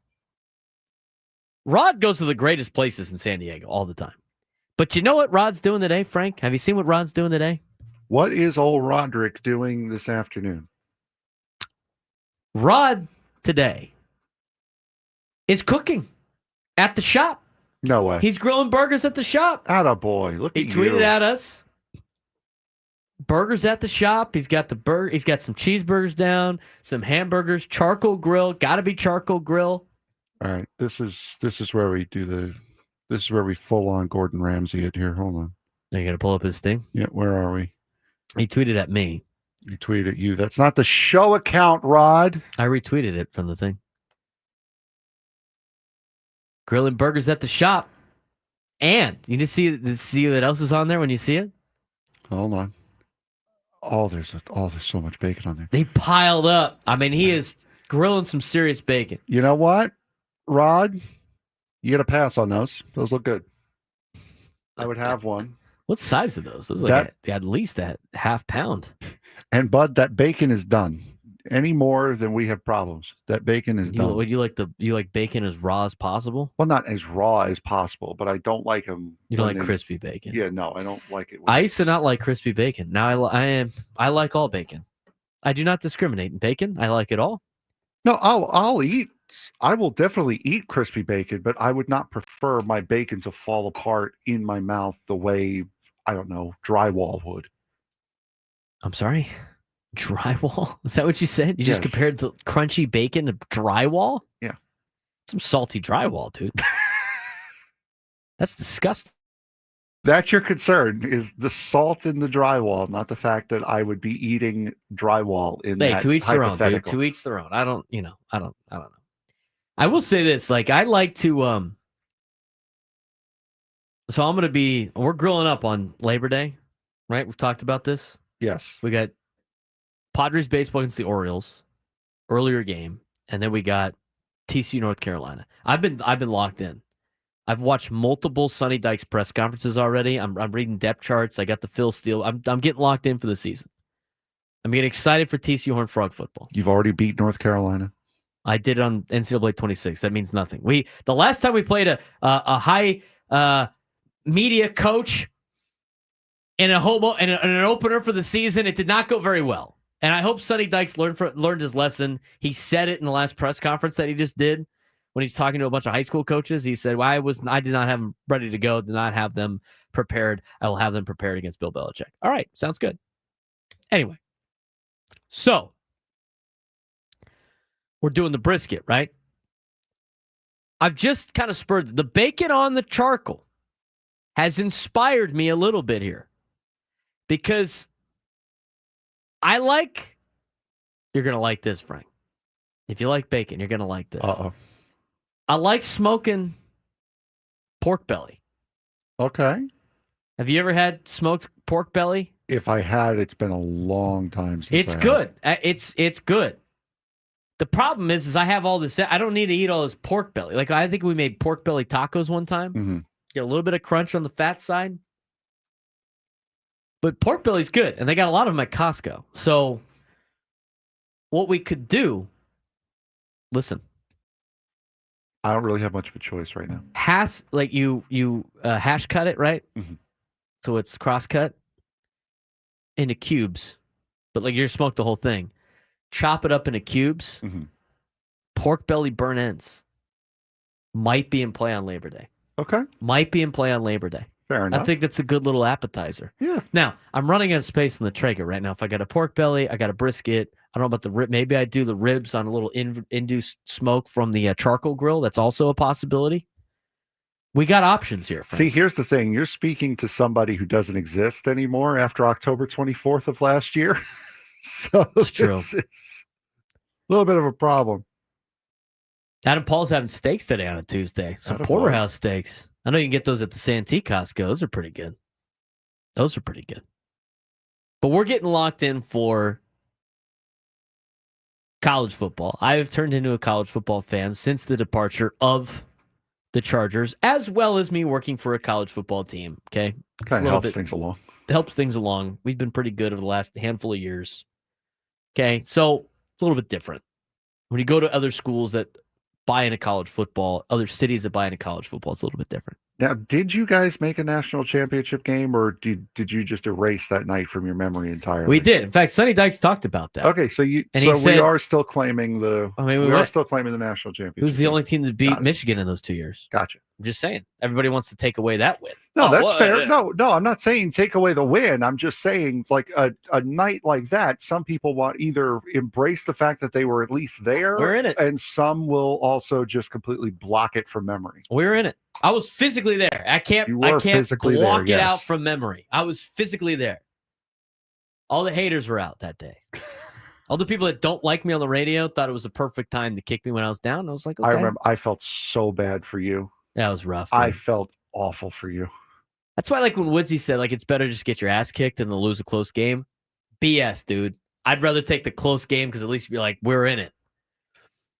Yeah, at one point it was 10-7. Max Duggan scored. Hey, maybe turn things around, but the defense didn't show up. It looked like they're happy to be there. I don't like talking about that game too much. Especially when it was so out of hand so late, because then you just got to watch them get dragged across the field for an hour. Spent all the money. It's like I've been up there all day. It's like that's just awful. It was still cool. I've been to a national championship. Would have been better. Had you been on the winning end of it. Even if they lost by like a touchdown or something, I'd been like, it would have been better. And I gave it our all. Couldn't say that about that performance. But anyway, as we get geared up for that, I think about what would have been, especially with that team in town. So the Chargers are practicing the next 2 days at USD. And Tom Krasovic had a column in it. He goes through the whole relocation thing. I'm not going to bore you with some topics that we've done multiple times. Sounds like sour grapes from Charger fans in San Diego, but, you know, our former Charger fans. But there's a couple of things yesterday and with this move, and there's things like kind of matriculating that are getting my wheels turning on some other things. And this is, and yesterday, the reality of the situation was seeing the video of Phillip Rivers officially retiring a Charger. You know, that kind of brought back some memories. There's a couple of things the last couple of weeks that have brought back memories. My brother just moved in to a new place with his buddies over in Serra Mesa. And in order to get to his house, I got to drive up that hill by the stadium. Everybody knows that hill. I remember walking up that hill because a lot of people, because of parking, would drive up that hill and park at the houses in Serra Mesa. They like the houses would be like $10, $20 to park. We'll watch your car, whatever. And then you'd walk down in the stadium. I have fun memories of doing that. I have memories of getting dropped off on that hill before Uber. You know, when I went to a couple games as a high schooler. I remember walking up that hill after wins, thinking it was the easiest hill to walk up. I remember walking up that hill after Ray Lewis shot the gap on 4th and whatever and tackled Darren Sproles in the backfield for a loss against the Ravens at Qualcomm Stadium. That was a rough time walking up that hill. But I thought about that and their location of where they're at, proximity to the stadium area. My brother has a good time. Well, he'll go down to the park down there and do a lap around the stadium's a mile, the current one. And I think of like what could have been, right? I just think of the fond memories of being a Chargers fan in San Diego. And I think you can embrace that and still dislike the Chargers. We've had a lot of fond memories of that. And people had more fond memories than me. I mean, there was people that would tailgate all the time, and they would only see these people at tailgating, or they'd only see their family at these tailgates. It's been a tradition forever. And so I see Phillip Rivers in his video. I couldn't even watch the whole thing. I was going to get choked up a little bit. I kind of fast forwarded through, but Phillip Rivers yesterday officially retiring as a San Diego Charger. I'm not going to mention LA. He was barely up there. Team he led for 16 seasons. He built his legacy. Though he last played in 2020 with the Colts, Rivers had always intended to retire with the franchise where he became a star. And now that has finally happened. Rivers called the decision deeply personal, rooted in gratitude. Quote, "It's really, in the past handful of years, been my desire to retire as a Charger." And the Chargers did a good job with that. I don't like giving them credit, but they honored the moment by surprising Rivers at his house in Alabama with 4 of his longtime offensive linemen, Nick Hardwick, Chris Dealman, Marcus McNeil, and Jeremy Clary, where they got to create an emotional reunion that reflected their shared history. You see a bunch of highlights at Qualcomm Stadium. Chargers president John Spanos said the organization had long discussed the timing with Rivers and wanted the moment to feel right for him. Spanos praised Rivers for his competitiveness, his leadership, and loyalty, calling him one of the most important players in franchise history. Here's Rivers' accomplishments. 8-time Pro Bowler, holds 30-plus franchise records, started 224 consecutive games. He is the franchise leader in passing yards, touchdowns, completions, pass attempts, and led the Chargers to 4 straight AFC West titles from 2006 to 2009, all members of the San Diego Chargers. And now he's the head football coach at St. Michael's Catholic High School, not to be confused with St. Michael's Catholic School in Poway, which he used to send his kids to, or Catholic school, and it's a K through 8. Rivers remains close to the game, but will forever be remembered in a Charger blue and gold. So I look at, that, and they're playing highlights, and I think about all the fond memories I have. I have fond memories of my aunt taking me to Charger games. My aunt, who's no longer with us, who passed away when I was in college, used to take me to a lot of sporting events as a kid. She was kind of like an extra parent that I had. She was also my godmother. And so I see this stuff, and I remember most of my memories with my aunt were at Padre games, but really at Charger games, because for a long time, she had the family season tickets. So my great-grandmother, Annette, in fact, she knows, Bill Center knows who she was because she used to work at the Union Tribune. She was a receptionist at the Union Tribune forever. She loved sports. My great-grandmother, Annette, had season tickets to every team in town. She had Padres season tickets. She had Charger season tickets, Goals, Clippers at the time, Rockets at the time, whatever San Diego sport it was. My great-grandmother had those tickets. Eventually, she ended up selling them off and whatever. When she passed away, she still had the San Diego Charger tickets, and she gave them to our family. My aunt picked them up for a long time. And my aunt used to take me to all these games. We used to sit, it was Plaza level 30-something. I forget what it was exactly. But all I know, the vantage point is I was on the Charger sideline, in the corner where the little scoreboard was, and I could look right down the goal line at Qualcomm Stadium. And the people around us were great. I mean, it was a family area. You didn't have to worry about crazy drunk people. You didn't have to worry about the other team fans infiltrating that area. It's the same people that had the season tickets, and that was the only time I'd ever see those people as a kid growing up. And so when I look at the highlights, the Phillip Rivers, I think about all the games that I went to growing up at Qualcomm Stadium. And the ones that I remember the most, and again, a lot of you got to experience 1994. I was unable to experience that. I was not alive yet. But I remember that Ravens game that the Chargers lost. Everybody was mad at North Turner because Darren Sproles got the handoff, got smoked on 4th and 2 on a draw play. That, by the way, the week before, ripped off a touchdown run against the Raiders and walked it off against the Raiders in Oakland. Ray Lewis was on that play, but I remember that one. I remember the game that they played vividly against the Broncos on Sunday Night Football. I remember watching the first time they played in Denver, where Hockley screwed San Diego out of a win in Denver. And I remember them having to win 4 straight games at the end of the season and that final game on Sunday Night Football against Jay Cutler and the boys to go to the playoffs. I remember the Chargers winning that game. I was at that one.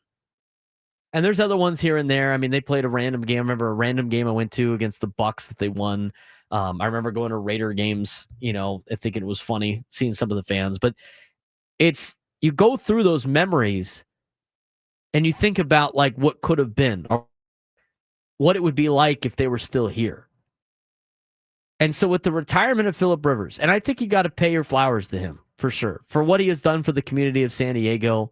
And I think you could still like former San Diego Chargers and the good memories that it brought, even though you don't like that organization. You don't like the Spanos family that owns the team, that took the team out of San Diego. I mean, I think about the memories of Phillip Rivers. I mean, not even games that I was at.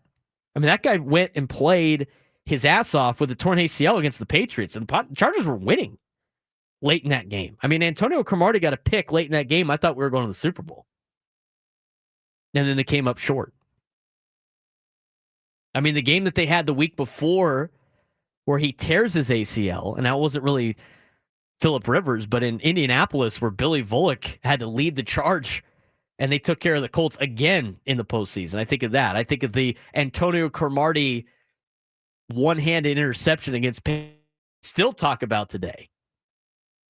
I still talk about it today. None of the kids on my team have any idea what I'm talking about. All they know about is Antonio Cromartie's oldest son that plays football at Modern Day because they play against him all the time. I think of Eric Weddle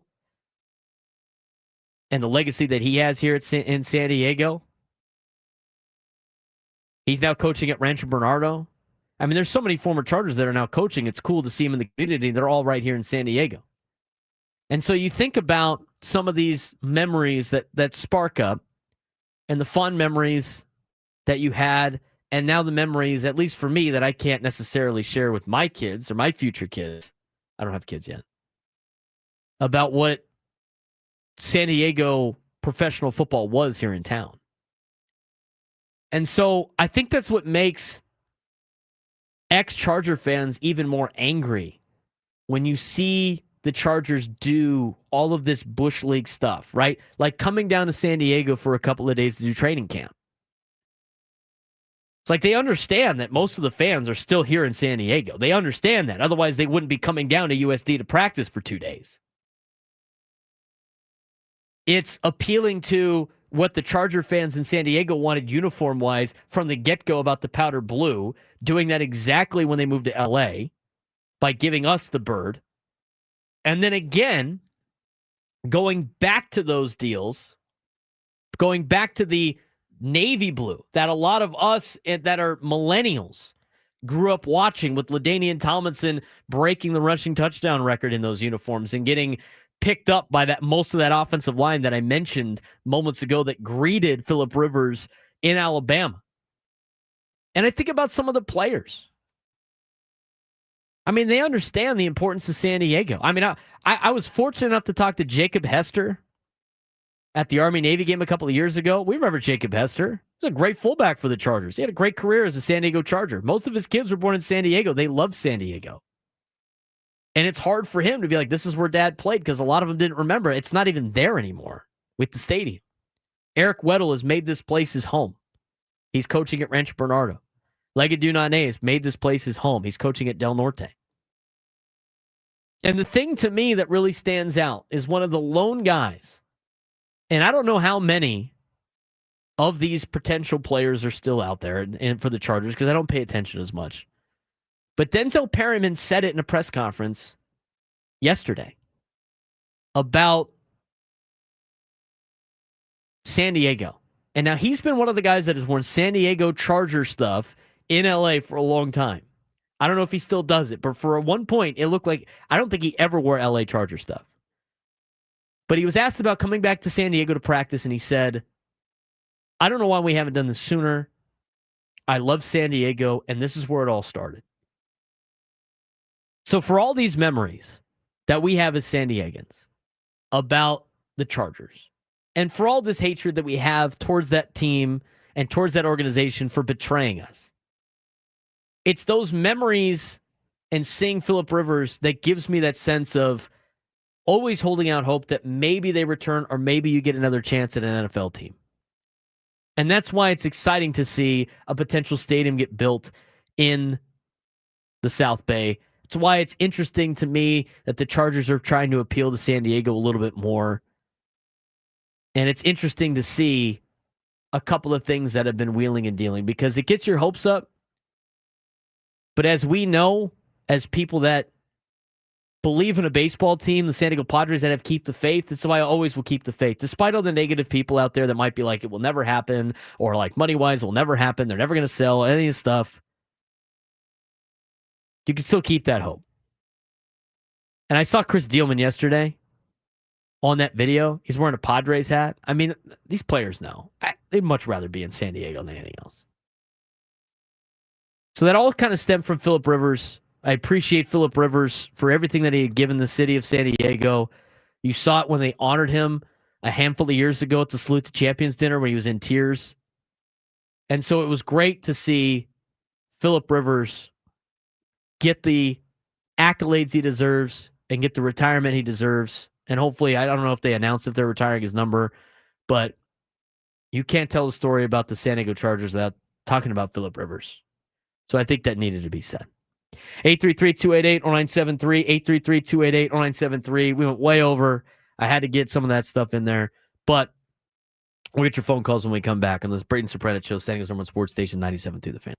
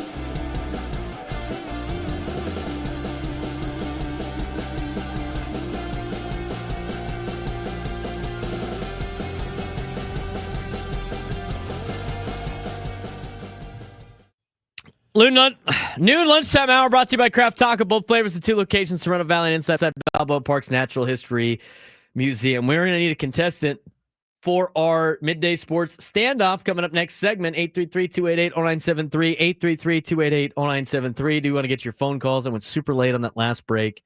I know I went super late. I'm announcing it now before I get talked to after the show. Frank, you guys went really late. Yep. We're going to try to bounce back here. Brad Escondido, you're on the Braden Surprenant Show. What's going on, Brad? Longtime Padre and Charger fan, 1970. I hung up my Charger support after Rivers retired because I loved his spirit and spunk. Remember that conversation with Jay Cutler across the field in that game was phenomenal when he was yelling at him. I thought he brought the epitome of what this team was about, was just get down in the dirt and let's win. Loved him as a Charger. Missed him. Absolutely. It's a lot of feels yesterday watching that because you're starting to see the end of the players that connect you to that team, the guys that were still in San Diego. And right now, I think it's only Denzel Perriman, at least on the Chargers, that is a San Diego guy. But when you start seeing those players start to retire now, and not even be in the league anymore, that's where it starts to hurt a little bit more, and you're starting to see, a couple more, go down memory lane a little bit more. Brad, I appreciate the phone call. Let's get out to Ron in San Diego. Ron, what's going on, man?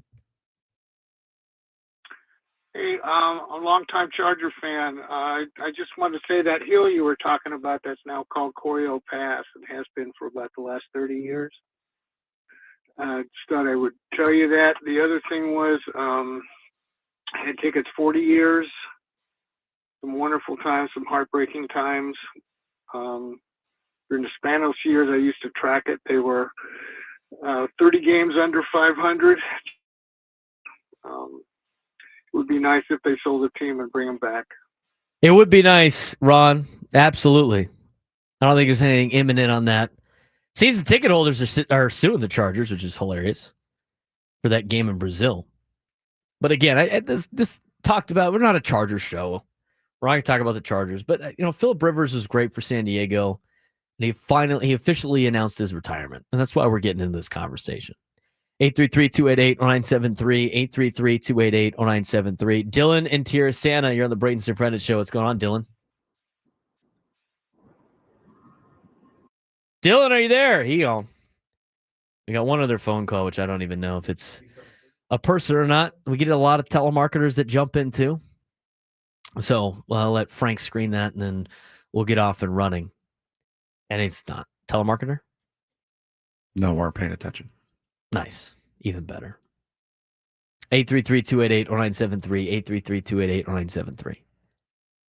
It was tough going out. I mean, there's a lot of memories of tailgates, Frank. There's a lot of memories of going to a game with my aunt, who is no longer with us, who was my godmother that used to take me to all these deals. And that's the stuff that really upsets San Diegans with the Chargers. That's the stuff that you think about when they end up leaving. No, absolutely. And I almost went through the same thing when the New York Islanders were coming up on their contract with the Nassau Coliseum, and that referendum didn't get passed. And this was before the Barclays Center was like really an option. So I know how you guys feel about, losing a team that you've spent so much time, money, emotional effort into rooting for. And it is a lot of memories, but again, like you just said, it's not necessarily the on-field memories that you hold on to the closest. It's who you were there to experience those moments with. Absolutely. I mean, that's part of it. I mean, I remember a lot of the games that I've attended at Qualcomm. There's a lot of games I attended at Qualcomm that are also great memories that are not even Charger games. Yeah. Aztec tailgates at Qualcomm. I mean, I remember a couple of the Padre games there. I mentioned to my parents the other day about, kids run the bases on Sundays. I never got to do that at Petco Park. I did it at Qualcomm. There you go. I always did it at Qualcomm. I had moved here. I think it was the second year that Petco was open was my first year here. So I never. How many never events did you get to go to Qualcomm? for my anything. my first event out in San Diego was Monster Jam at Qualcomm. I remember That going was to the the first Supercross at Qualcomm a lot. Yeah, that was my first. I remember CIF championships at Qualcomm, which were fun. Yeah, I went to Monster Jam there. There were a couple of San Diego State games. I remember one against Hawaii. That's pretty on par. One Charger Giant game I went to, and I think that was pretty much it. We didn't come up this way all that often. The CIF championship games were fun going there. I remember my dad, when he coached at Saints, they'd play in D3, so they'd kick off at like 1 o'clock for their game. And so I got to get out of school only when they made it, which was super cool. So I got to get out of school, go to Qualcomm and watch the high school football game. And then I was able to play in a CIF championship. I got to play on that field, which was super cool. It was actually against your alma mater. I think it was my sophomore year when Olympian went to the CIF championship game, if I remember correctly. We played in my junior year in the stadium. We came up on top by a lot. Okay. That's all I'm going to say on that. But it was cool. Like, doesn't bother me. Don't worry. You go in the locker room and everything like that. It was such a cool experience for a kid. And I remember everybody would be like, well, it's too big. Like, the kids aren't going to, I'm telling you right now, the kids it's like playing experience. In big stadiums. It doesn't matter. It was the Randy Moss caught a touchdown pass here on Monday Night Football. Yep. Like, this is the coolest place ever. I don't care how much of a dump it is. It's our dump. 833-288-0973, 833-288-0973. When we come back, we'll get to more of your phone calls, and we'll get to the Midday Sports Standoff on San Diego's #1 sports station, 97.3 The Fan.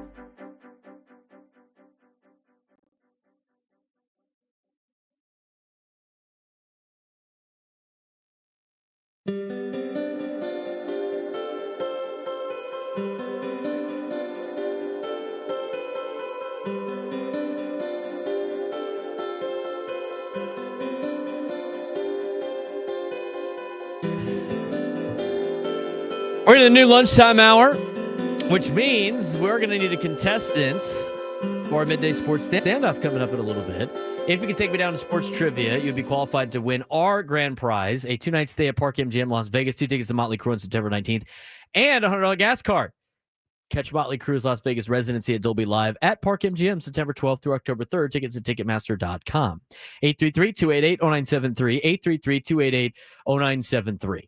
Taking your phone calls right now as well on the show before we get to the midday sports standoff. Again, really appreciate you guys making our day a part of yours. Obviously, with Phillip Rivers retiring officially yesterday as a Charger, in the fields for a lot of Charger fans in San Diego. And that's the only reason why we brought it up. I'm not talking about their training camp. I'm not talking about them getting ready for the season. I don't really care. But I still think it's good to look back on some great memories that you had with a lot of great people. And as Frank really put, it's the memories you have with the people that you experienced this stuff with that really matters. We're going to get to a phone call in just a little bit. I'm trying to get a contestant for our midday sports standoff as well. But let's get to Ahmad in San Diego. Ahmad, you're on the Braden Surprenant Show. What's going on, man? Hey, Braden, pleasure.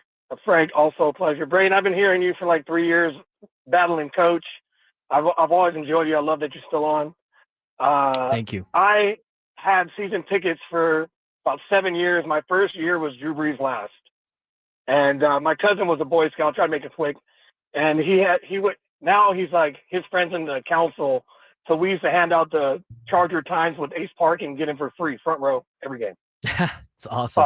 I was there when LT broke the record. I was there for all of Phillip Rivers' things. They can leave, they can rip a heart out of the city, but they'll never take the memories that we had, all the tailgating and the fun we had, all the records, and that whole Phillip Rivers, LT Merriman era. We would have won a championship with Breeze, but that's besides the point. But Phillip Rivers made it fun. He went out there and he battled every day. Someone said that when he was up there battling with Denver, we all hate Jay Cutler now, That's right. So, Phillip Rivers retiring. I'm a little older. I was born in 78, so my last guy retiring was Brett Favre. That's when I knew I was old. But Phillip Rivers retiring, when he left, I was like, yeah, he went to the Colts, and I was like, he lost in the playoffs. I was like, it's his fault, but he was a winner, man. Circumstances like kicking and things like that demolished us, and special teams. They couldn't stop a kick return. Phillip Rivers always went out there and put his heart in. When he won me is when he had 2 knee surgeries, and LT was on the sideline in the snow in New England trying to beat the Patriots by himself. That's when he won my heart. Absolutely. And I appreciate your time. Absolutely, Ahmad. You bring up a lot of good memories, obviously. Phillip Rivers officially announcing his retirement with the Chargers. A lot of great memories in a San Diego Chargers uniform. Guy went out there and played with a torn ACL, the AFC Championship game, to try to get San Diego Super Bowl. And as mentioned before, I'll say this. I've said this multiple times, and I'll continue to say it. He brought up the good point. It's like, well, all the Charger fans hate Jay Cutler because of the back and forth, right? And now I don't really care about the Chiefs anymore in terms of a hate thing as a Charger fan. I actually like the Raiders. Like, it's kind of fun to watch the Raiders try to, in a circus way, win. Plus, when they beat the Chargers, it's hilarious. But I tell you right now, I still I still hate the Broncos. Out of all the teams, I still hate the Broncos. Still hate the Broncos. But Ahmad brings up a lot of good memories, and I've said this before, I'll say it again. And it's not on Marlon McCree. It's not his fault. But Marlon McCree takes a knee on that interception in 2006 when the Chargers were 14-2. There's no doubt in my mind that the Chargers are in the Super Bowl, and they probably win it, and they're probably still here. And I put in the chat, and in that alternate universe, Justin Herbert's wearing the powder blue, and Fernando's wearing the brown and gold, and they're right here in San Diego, which would be a great thing to talk about. But I still hate the Broncos. They drive me nuts. Their fans drive me nuts. It is what it is. If you like the Broncos, I'm sorry. Agree to disagree. Do we have a contestant, Frank? We do have a contestant for the Midday Sports Standoff. Let's get to it. Welcome to Midday Sports Standoff on the Braden Surprenant Show. I can't believe what I'm seeing right now. The ultimate head-to-head battle where sports knowledge and quick thinking collide. No, he's no good. Are you kidding me? Contestants will go toe-to-toe with Braden in a sports trivia deal where every correct answer brings them closer to victory. Down the sideline! Wow! Unbelievable! But 3 strikes and it's game over. This is not Detroit, man. This is the Super Bowl. Can you outsmart Braden? The Midday Sports Standoff starts now. All right, Frank, who's playing today? We have Ron in Del Cerro today. Ron, how you doing today, bud? I'm doing great. How are you guys? Good. Okay, so with the announcement that came yesterday out of Kansas City, the Royals have just activated Rich Hill to pitch for them. This will make his 14th team that he is going to pitch for in Major League Baseball. Who are the other 13? That is the question that you guys have to answer today. So, Ron, you have the first pick. Padres. Boy, don't sound so excited. Jeez, to have such a legend as Rich Hill pitch for your organization. Boston Red Sox. He did 2 stints with Boston, so Braden gets the rare double point on that one. Wow. How about that? Is that the only double deal? Actually, you know what? That's not even double. That's a triple. Triple. Bang. On it. 3rd time. My goodness. Go ahead. Go ahead, Ron. Dodgers. He did pitch for Los Angeles. Braden. Padres got him from Pittsburgh, didn't they? I'd go with Pittsburgh. They get him from Pittsburgh? Correct. Pittsburgh Pirates. G-Man Choi. A trade to forget. Ron. I think he was a Cub. Started his career with the Cubs. Tampa.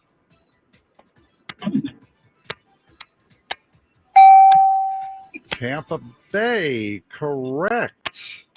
Ron. Minnesota. COVID year. Minnesota Twins. Correct. He was a New York Frank Marchese Metropolitan, was he not? 2021. He was a New York Met. Ron? Cleveland. Good guess. Spent a year with the then Indians. I think he was a Yankee, too. He was a Yankee, 2014. Ron?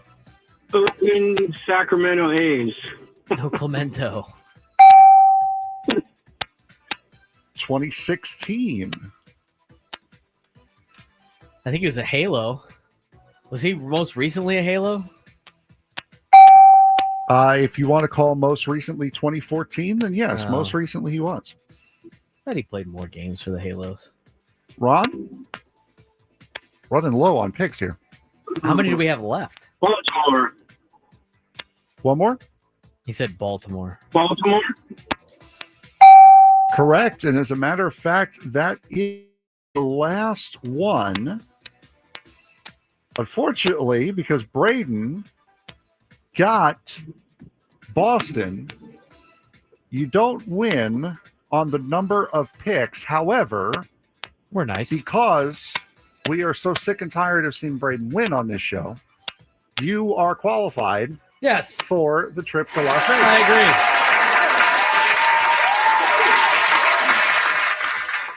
agree. And I was actually incorrect. So Ron, just hold on the line there. I was also incorrect on that. He actually pitched for Boston 4 times. No, I would have won. He had 4 different stints. He had 4 different stints. Years. So the Cubbies, he pitched from 2005 to 2008. Then Baltimore in 2009, Boston from 10 to 12, Cleveland 13, Angels and Yankees 14, Red Sox again in 15, A's in 16, Dodgers 16 to 19, Twins 20, Rays and Mets 21, Red Sox 22, Pirates Padres 23, Boston 24, and now Kansas City 25. Which one was the year that he got? Was he the guy that got? Did he get arrested at a Patriots game, or is that somebody else? It was probably somebody else. Who was that? That was a baseball player. I mean, it was either that topic or which MLB teams play on turf instead of grass. I figured this one would be the more fun, lighthearted one that we might actually get a winner in. Rich Hill and his wife were arrested at a Patriots game. I do remember that. Well, Rich, I tried to give you the benefit of the doubt. They were arrested and fined over an altercation with police in Saturday's Bills New England Patriots game. Foxborough police told the Boston Globe. Apparently, wow, it's packed at USD right now. Is it? God, no. Oh, no. That would be the only time I'd want it to see it packed. It just shows like, hey, look. Ben, San Diego. For those of you who don't know, Ben Higgins is out at the Chargers training camp right now. Just posted a picture from about 8 minutes ago. I see it. You can count how many people are there. They get more people for USD events. Sure. It's well, I don't like. Was this for season ticket holders only, or is this open to the public? If it was for season ticket holders only, then it's more understandable. But if this was open to the public, I thought I saw in chat that tomorrow's is open for the public. If this was open for the public, boy, oh boy, are they in a world of trouble thinking about coming down here. They are in a world of hurt. Let's see what it says. It didn't say. I don't know. I didn't see a press release. Chargers training camp presented by UCLA Health. I'm sure that's. I thought it was like. I thought there was some special fans. Deal. Like somebody in the chat goes military and families only. Okay, so that makes a lot more sense. Yeah, that's fair and understandable, but still, I'm sure there are a couple more Navy people on leave today. Yeah, I think it's military only. I think there are a couple more military people on leave today than what have actually showed up at Torero Stadium. I'm trying to see if they say LA on anything or if they just put Chargers training camp. No, it just says. I just see it's just camp. showing the Bolt. It's not even saying Chargers training camp. Bolt training camp. Yeah, it doesn't say LA anywhere. Sponsored by UCLA Health. Yeah, sponsored by UCLA Health. So that's also nice.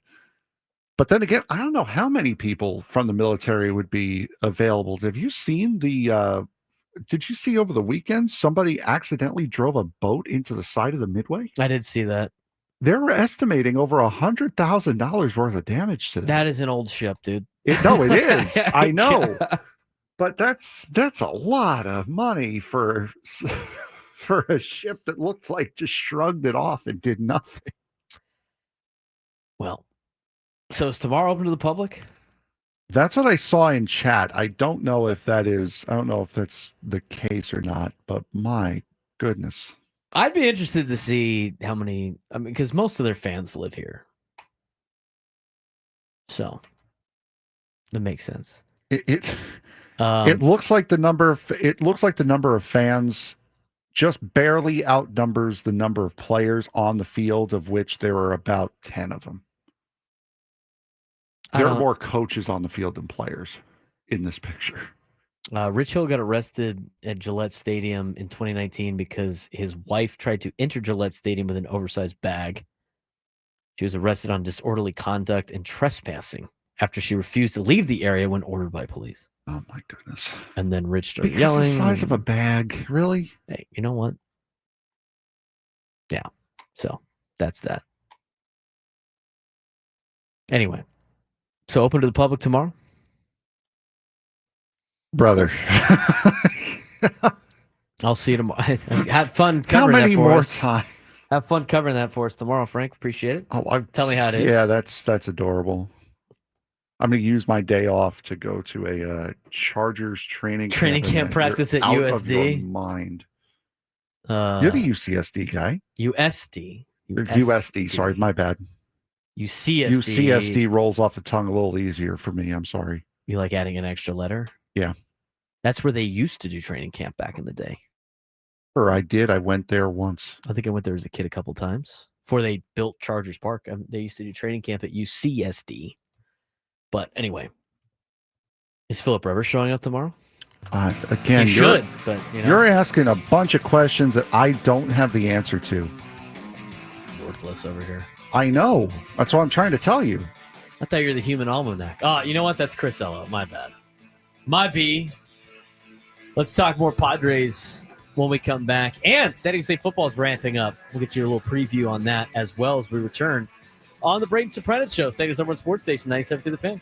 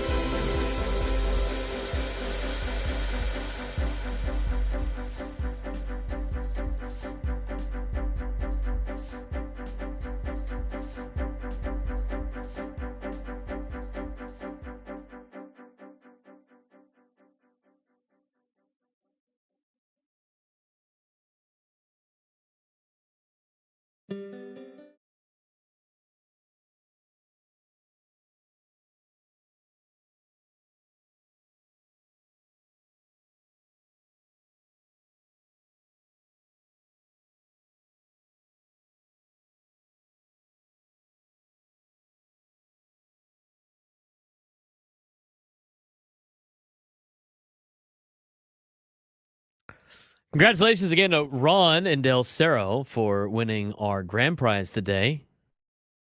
Show, which is a qualification for a chance to win our grand prize. 2 night stay at Park MGM Las Vegas, 2 tickets to Motley Crue on September 19th, and a $100 gas card. Catch Motley Crue's Las Vegas residency at Dolby Live at Park MGM September 12th to the October 3rd. Tickets at Ticketmaster.com. And thank you very much to Ron for holding on, because I did not forget about him during the break. It happens, dude. I absolutely did not I've done that before. Ron, just hang on, dude. Well, you got his number right there. Maybe he's in the system already. Well, yep, there he is. So we got him at least. All right, there you go. Okay, well, I want to talk about San Diego State Aztec football at 1:30 to finish the show. And I do want to dive into Padres Day 2 in South Beach. But we got to talk about a couple of things first. We have some first half trends that we're going to buy and sell with Major League Baseball. But the Padres have made a roster move today. In fact, a minute ago, the Padres made a roster move. Here's Frank Marchese with your latest update. Yeah, there have been a lot of roster moves today. A 2-graphic roster move for this one. Starling Marte has been reinstated from the 10-day injured list. Infielder Jared Young optioned down to AAA before today's game. Rico Garcia has reported to the Major League team and will be active for tonight's game. Kevin Heggert also optioned down to AAA following last night's game. Also have Justin Garza being recalled, Chris Davinsky DFA'd, and Brandon Waddle's optional assignment was reversed, and he is now on the 15-day IL. When did we get Starling Marte? Oh, you are the Padres? Oh, my bad. Hold on. Frank. Whoops. Sorry. I didn't want the fighting grimaces.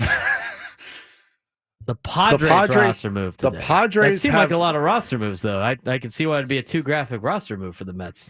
The Padres recalled Stephen Kolek and Kyle Hart from AAA while optioning Alec Jacob and Brian Hoeing down to AAA. Now, Brian Hoeing one's interesting to me. Yes, that one I would not have expected that one. But then again, he hasn't pitched in a while, has he? He just pitched the other day. He pitched in in Washington on Sunday. So, Rod says a foul, but I don't think so. No, that was funny. Stop it. That was funny. Was it funnier than the Crickets joke yesterday? No. I don't know. No, it was not. Doesn't get a foul. Letting him play today. Kyle Hart's back. Kyle Hart, in his last stint with the Padres at the Major League level, 11 straight batters retired. And Kevin Acee saying Kolek expected Kyle Hart a new development. So there probably is something wrong with either Jacob or Hoeing. Yeah. That's interesting. We'll keep you updated on that as it plays about. So, Stephen Kolek, Kyle Hart up. Alec Jacob, Brian Hoeing sent down to El Paso. Well, I'm surprised they didn't, if he's hurt or something, they didn't put him on the injured list. So, but Kyle Hart back. Maybe he can do. He looked pretty good the other day before the All-Star break out of relief. So we'll see what he's got. 833-288-0973, 833-288-0973. We are done with the first half of the Major League Baseball season. We're done with the ceremonial first half. We're done with the regular first half. We are now done with the first 100 games for at least the San Diego Padres.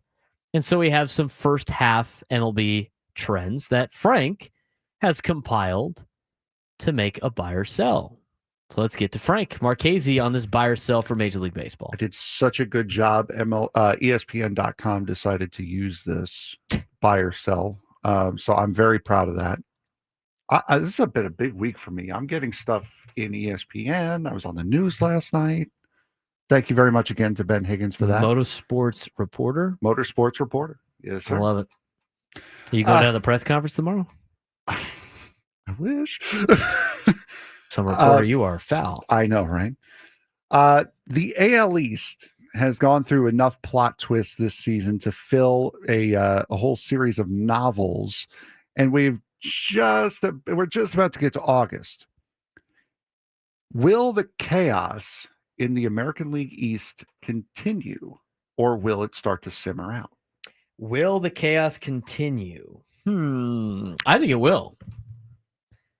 Aside from the Baltimore Orioles, who have been that's the most chaotic situation, honestly. They have been such a disappointment. For what they have done the last couple of years, they have been such a disappointment. I think it's about to get even more chaotic in the AL East. Right now, you have the Blue Jays in the lead by 4 games. They have now won 5 straight against the New York Yankees, who sit in second place, 4 games back. The Boston Red Sox are 6 games back, and the Tampa Bay Rays are 7.5 games back. Well, why is that significant? That's like any other standings. I mean, that's just like the National League West standings. The difference is all those teams are above 500 and well above 500. Yankees are 10 games above 500. The Red Sox are 54-48, and the Rays are 52-49. The American League East has continued to flip it and be the best division in the American League.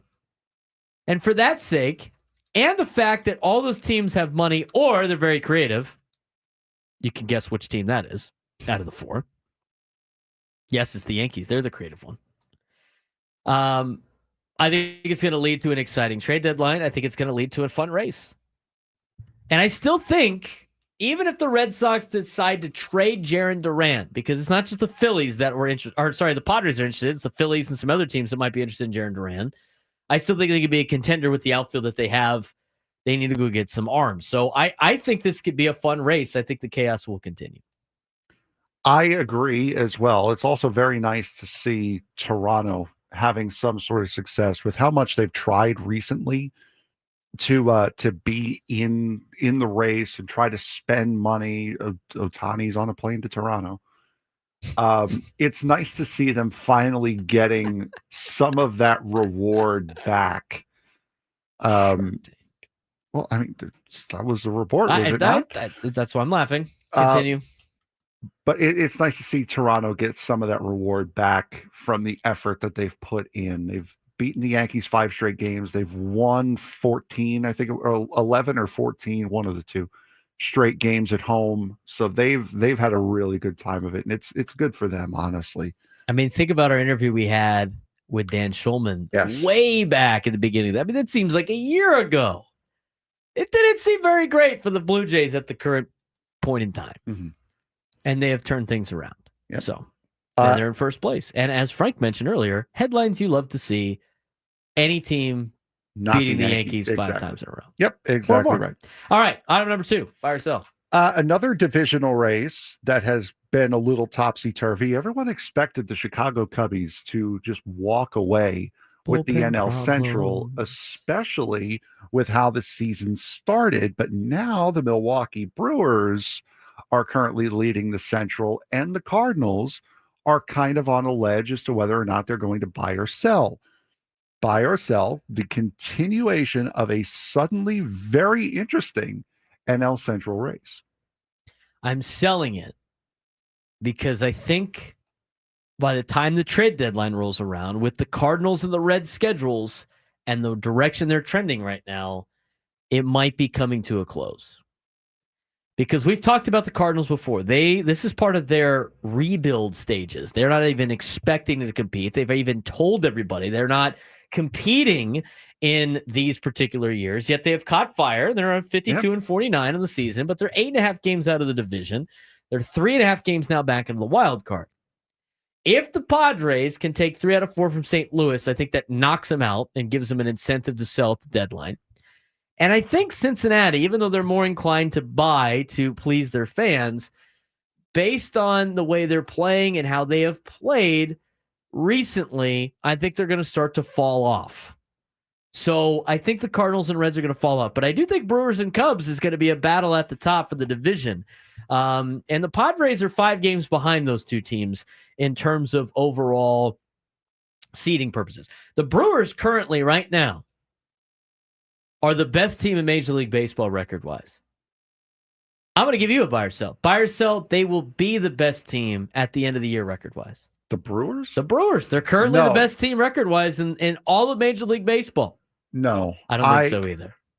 They've won 10 straight games. The Cubs are built to win that division. The Brewers are exceeding every single expectation they've had put in front of them. When the Padres went to Milwaukee and took 2 out of 3, I was like, I'm not afraid of this team. Yeah, no, I would be very afraid of the Cubs. I would not be afraid. Let me clarify. Milwaukee. The Brewers have caught the Cubs because they have won 11 straight games. It's obviously not sustainable. They're 10-0 on their last 10, obviously. They've won 11 straight, and they're now a game in front of Chicago. I mean, think about what they needed to do to catch Chicago. 11 straight wins is absurd. They did beat the Dodgers 6 straight times, though. Yeah, absolutely. All right, on to the next one. To the next one we go. The American League MVP race. Currently, it's really a 2-horse race. Aaron Judge or Cal Raleigh. Buy or sell, this race will continue, and one of them will not just fall by the wayside. Cal Raleigh. You don't think Aaron Judge will fall by the wayside? Now, if the pub he gets in New York. I think this will continue to be a race because I think Cal Raleigh is having one of those years. Mm-hmm. And I think what makes him a viable MVP candidate is the fact that he is also catching, and what he brings as a catcher on top of being a really good hitter with the home runs that he hits. I mean, he's got to do a lot of different things. It's crazy that he's able to put up the numbers he is putting up as a catcher whilst continuing catching a good pitching staff for the Seattle Mariners. I think him catching gives that added sense of like, wow, this is very impressive for Cal Raleigh and the Seattle Mariners. Plus, they're staying in it. They're 5 games out of first place with the Houston Astros. They're right there in the wild card race. I think Cal Raleigh is going to make this thing interesting down the stretch. I tend to agree with that as well. We'll start to burn through these a little bit quicker here. To my uncle in Connecticut, if you're listening, you can turn the radio up now. Buy or sell, Pete Crow Armstrong wins the National League MVP this year. Am I buying it? Do I think it can happen? Yes. Not really, because Shohei Ohtani's the thing. It's just like you can't just give it to Shohei Ohtani every single year. I agree. Can't just give it to Mike Trout every single year, but they did for a long time. Can't just give it to Aaron Judge every year. But here's the discussions we're having.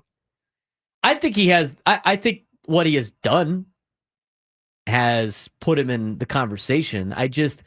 For a player in his league that pitches and is now starting to pitch again and hit, and on a team that's a division lead, I find it hard for anybody to overtake Shohei Ohtani, despite the fact that he has not played up to a Shohei Ohtani level.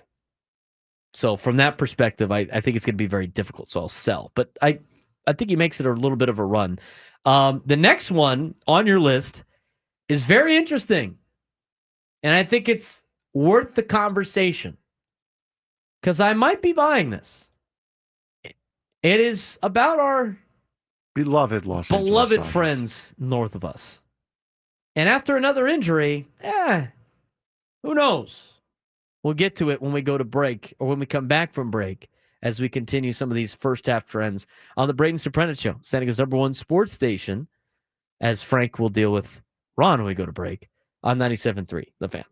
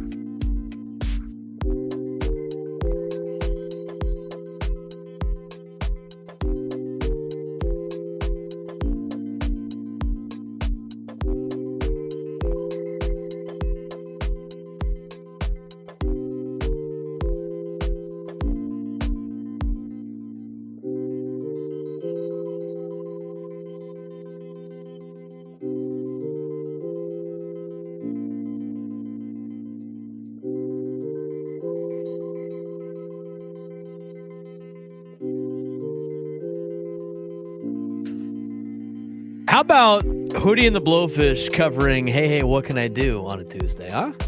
By Led Zepp. Hootie! Great song. Hey, Hey, What Can I Do by Led Zeppelin.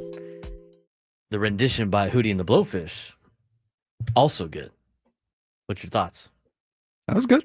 I like Hootie. Yeah, Hootie's great. Not sure about that Blowfish, though. Yeah, I can't trust the Blowfish. Nope. Sorry. Lineup is out. We'll get to the lineup here before we get back to the buy or sell. This is the thing about like the show. I like to put some new music out there for you, or some good hits that you don't get to hear mainstream, like that particular one. All right, lineup today for the Padres. I don't know why all of a sudden I can't find it. It's pretty much like every other lineup you've seen. Not major changes. Too much. So then you couldn't just go off of memory at that point? Fernando batting leadoff and in right field. Arraez DHing today and batting second. Manny is playing third and batting third.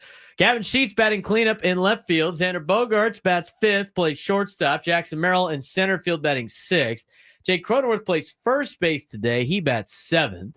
Jose Iglesias plays second base and bats eighth. And Martin Maldonado will bat ninth and catch for Stephen Kolek, the starting pitcher today for the San Diego Padres. As mentioned before, Kolek has been recalled, as well as Kyle Hart from AAA El Paso. They have optioned Alec Jacob and Brian Hoeing back to El Paso. As every Met fan was saying on Sunday with Mark Vientos, this is a very opportune time for AJ Preller to remind everybody that Jake Cronenworth can also play first base. Yes, he can. He can play first. All right. Back to our buy or sell first half trends. What do we got? This is the one that we talked about. This is the big one, really. And I'm going to lay this one out a little bit more. The 8-0 start following the offseason additions of Blake Snell, Roki Sasaki, and Tanner Scott created talk the Dodgers might be one of the greatest teams of all time. Despite an inconsistent first half, one full of more pitching injuries and some subpar performances from players like Mookie Betts and Michael Conforto, the Dodgers are still on pace to win 97 games. A 2-7 slump as of the time of the writing of this, heading into the break, highlighted some of their issues. Betts has a sub 700 OPS. Freeman is hitting a .197 with one home run over his past 32 games. Scott has blown 7 saves and now has blown his elbow. The rotation ranks just 20th in the majors in ERA. The bullpen ranks 24th in ERA. Buy or sell? The Dodgers aren't just not very good. They're mediocre.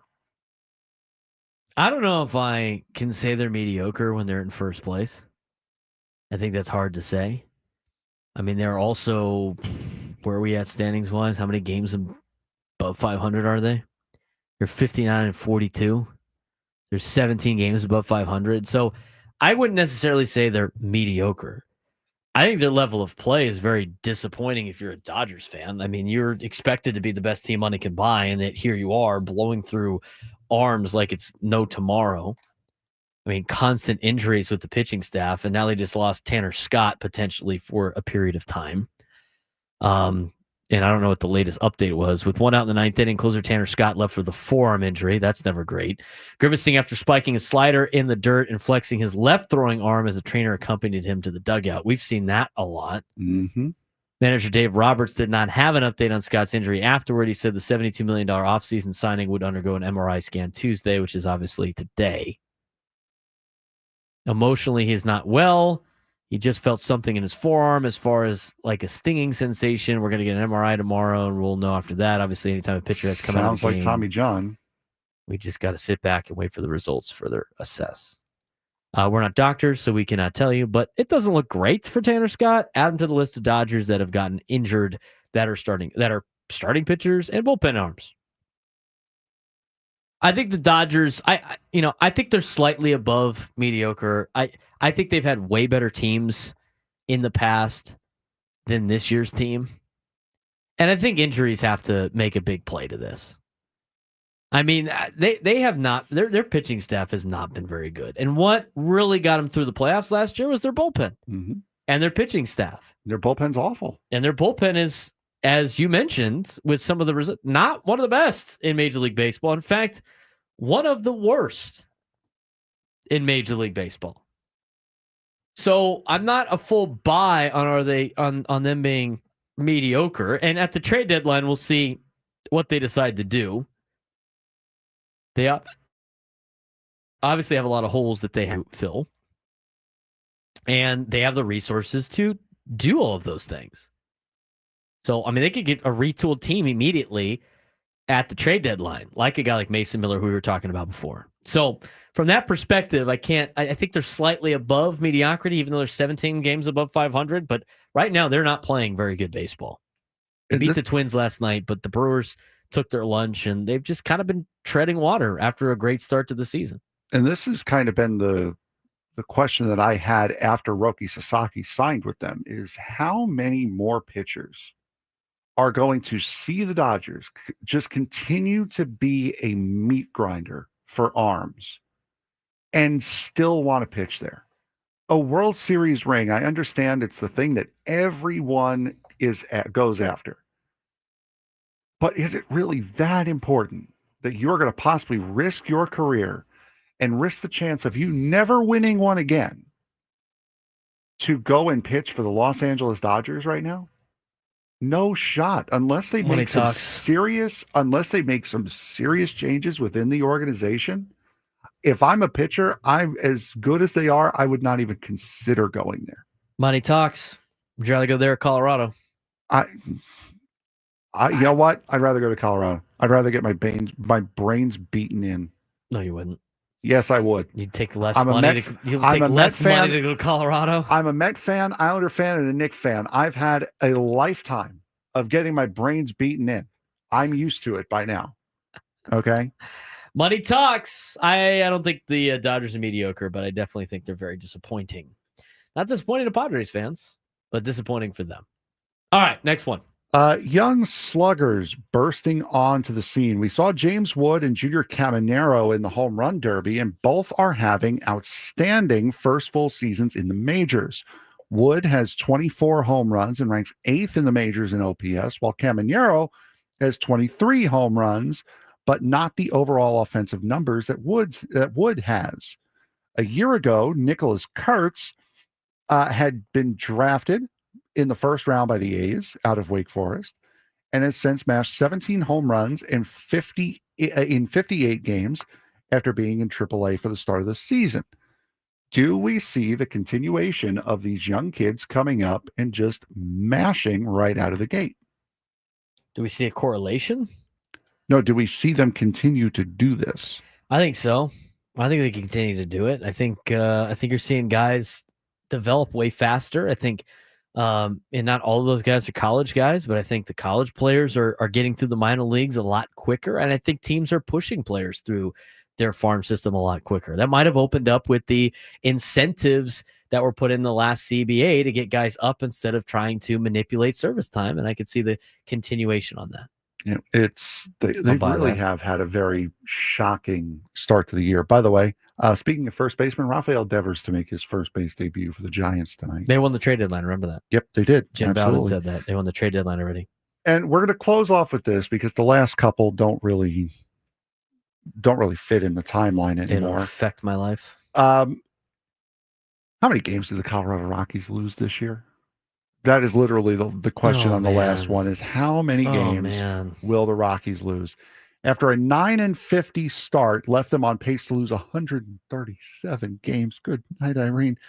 It looked as though the Rockies might shatter the White Sox modern era record of 121 losses. The Rockies have won 3 in a row at one point and had another 4-game winning streak later in June, but then went 4-14 in their final 18 games before the break, which left them at 22-74, leaving them still on pace for 125 miserable losses this season for the Rockies. They just played their 100th game.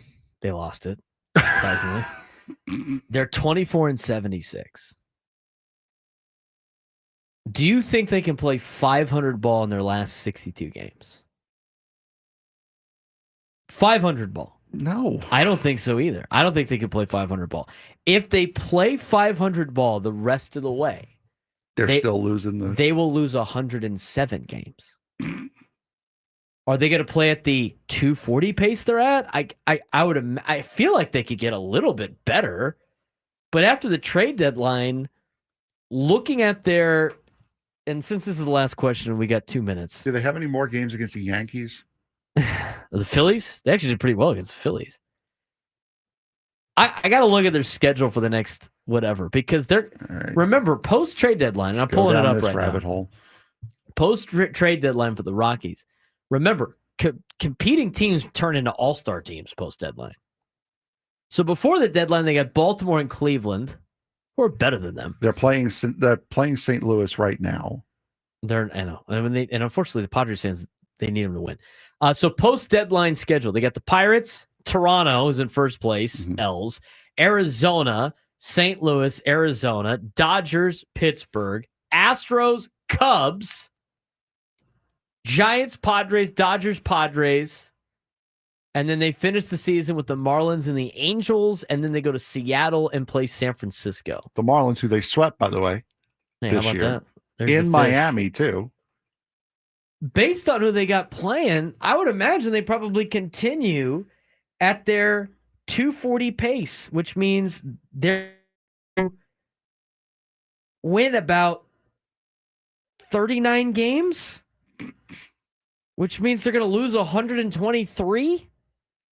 What was the pace that you said? 120 what? 127 was the pace. 125, sorry, was the pace that they're on. 125. 37 and 125. So since then, they've gotten to a 240 percentage, and out of 162 games, it sets up for 38.8 wins, which round to 39. They're expected to lose 123 games. What was this White Sox last year? 121. I think they beat it. I think they lose 123 games. I think they continue at this pace. I think their schedule's brutal, and I think they're going to lose 123 games. 125, I think, is very plausible. I mean, win 39 games. I mean, think about that for a second. 39. Is that what I said? 39? Yeah. 39 games, which means they have to win 15 more games to get to 123 losses. So to beat, what was it? What was the last year's thing? 121. 121. So to not be the worst team in the history of Major League Baseball, the Colorado Rockies have to win 17 games from now to the end of the season. You know what? Maybe we should keep a tracker on that if they win. 17 games. Their magic number to not be the worst team ever. Not really magic number, but their number of wins. Their number of wins to not be the worst team ever in the history of baseball is 17. They have to win 17 games. They have 62 remaining. Can you do it, boys? Do you think they can do it, yes or no? No. I don't think they can do it either. 17 games in 62 games. They have to win 17 out of the next 62, and they will not be, that guarantees that they will be better than last year's White Sox. Insane. Luckiest man in Denver, Colorado right now? Bud Black. Yeah, hey. He got ejected off of the ship. He got like, I gotta ask Chris L that question. And they of win course, 17 games in the next 62? 17. And of course, we also feel bad for friend of the show, Sean Bouchard. Of course. 17 games. Can they do it? The answer is no. We're going to get you a San Diego State football preview before they start training camp and get you ready for tonight's game. Padres and Marlins. Remember, we're going to be off tomorrow because of the game at 9:10 in the morning. So we will see you again on Thursday. So we'll recap both of those games on Thursday, but we'll get you a preview for both games to finish up the Padres Marlins series and an Aztec football preview when we come back. San Diego's number one sports station, 97.3 The Fan.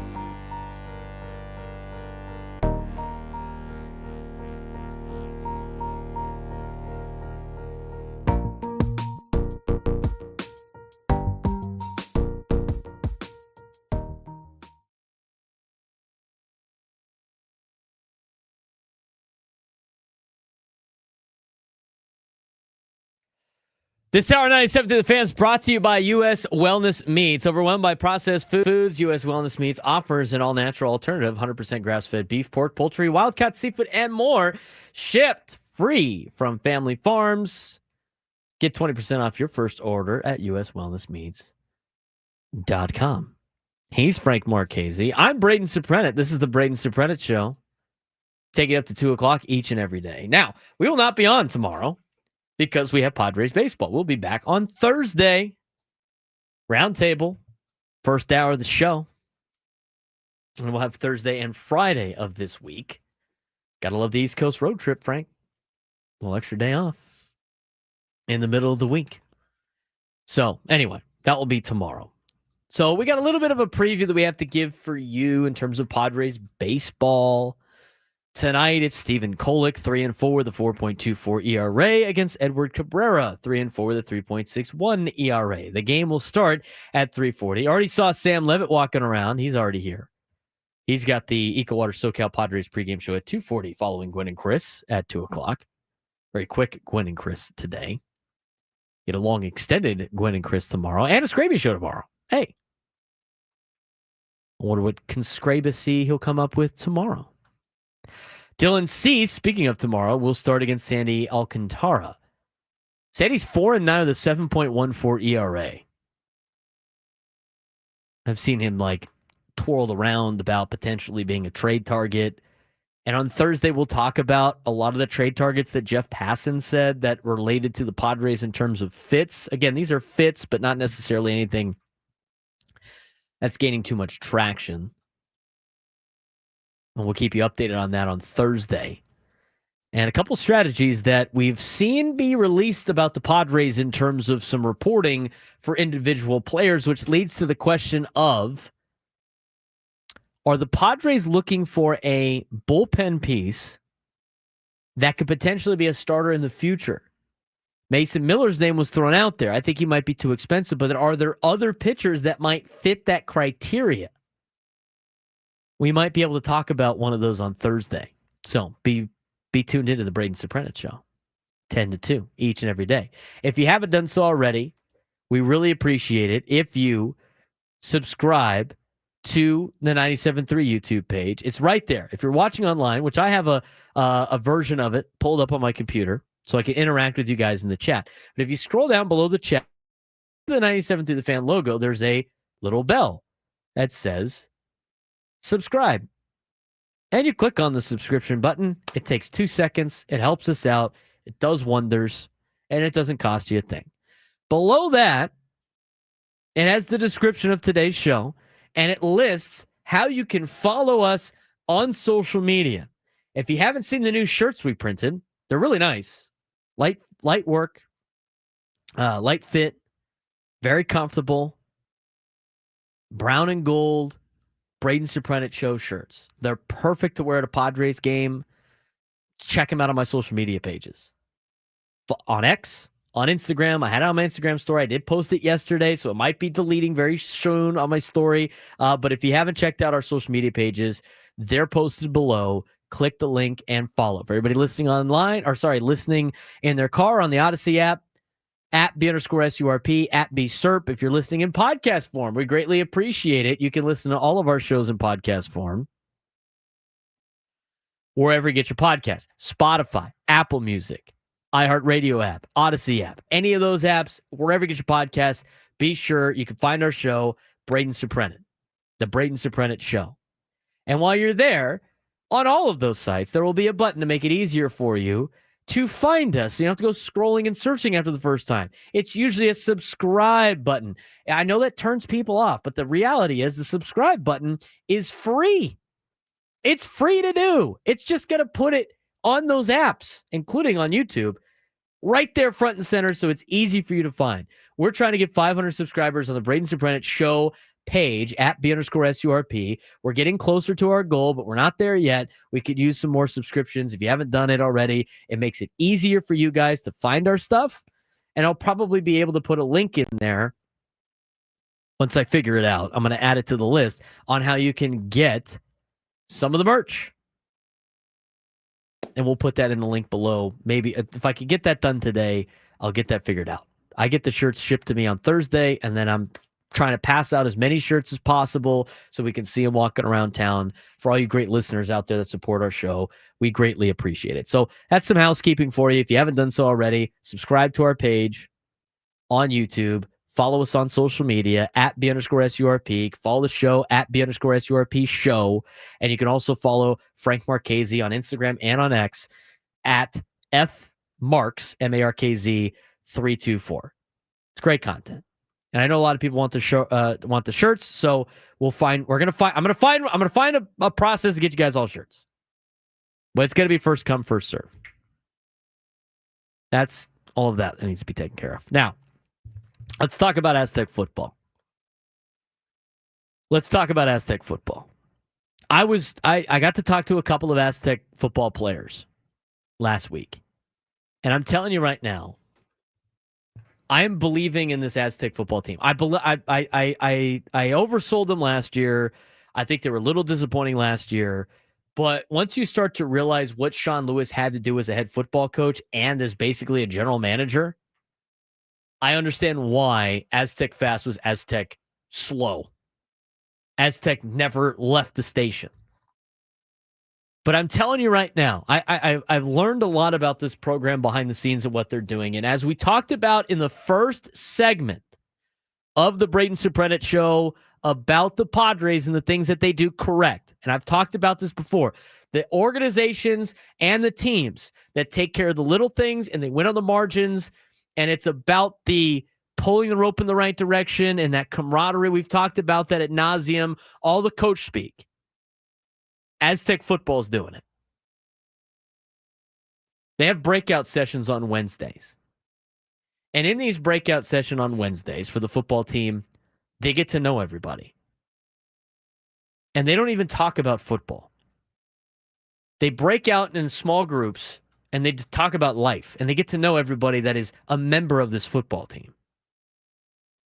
You guys have no idea. Anybody that's never been around a team, you don't even understand how important that is for a team. I love that they're doing that. I love it. I think that's great for Aztec football. I think it's great for the kids on that team. That was one of the things that I heard about what Aztec football is doing, that I know it's going to be a way better year. When you look at some of these programs, they have over 100 kids a part of it in some aspect. And a lot of the Power 4 schools don't even know everybody on the team. They don't know anybody on the team. They just know maybe a couple of names. But San Diego State has taken the time to make sure everybody knows everybody and they know about their walks of life. And they're discussing a lot of different things, like the most tragic time in an individual's life. I mean, they're opening up and you get to know these people. And in football especially, that helps in knowing in the trust level that the guy next to me is going to get the job done. I'm telling you, that is so important in football. In football especially,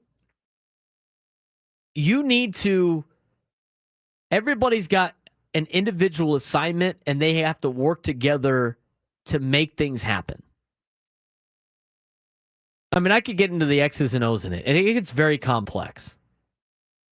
But defensively, when you're trying to stop any type of team in football, you got to worry about the front. Every gap's got to be covered. Everybody's got a gap responsibility. It's either linemen or linebackers. So if you want to line up in a 53 defense, which is something that I as a D coordinator, run a lot, I got a nose guard in a 1 technique. I got a tackle in a 3 technique. I got 2 ends in 5 techniques. Nose guard's got the A gap. The 3 techniques got a B gap. Both my outside guys have C gap. My other linebackers have an A and a B gap. All gaps are covered. In order to stop the run, you got to hold your gap.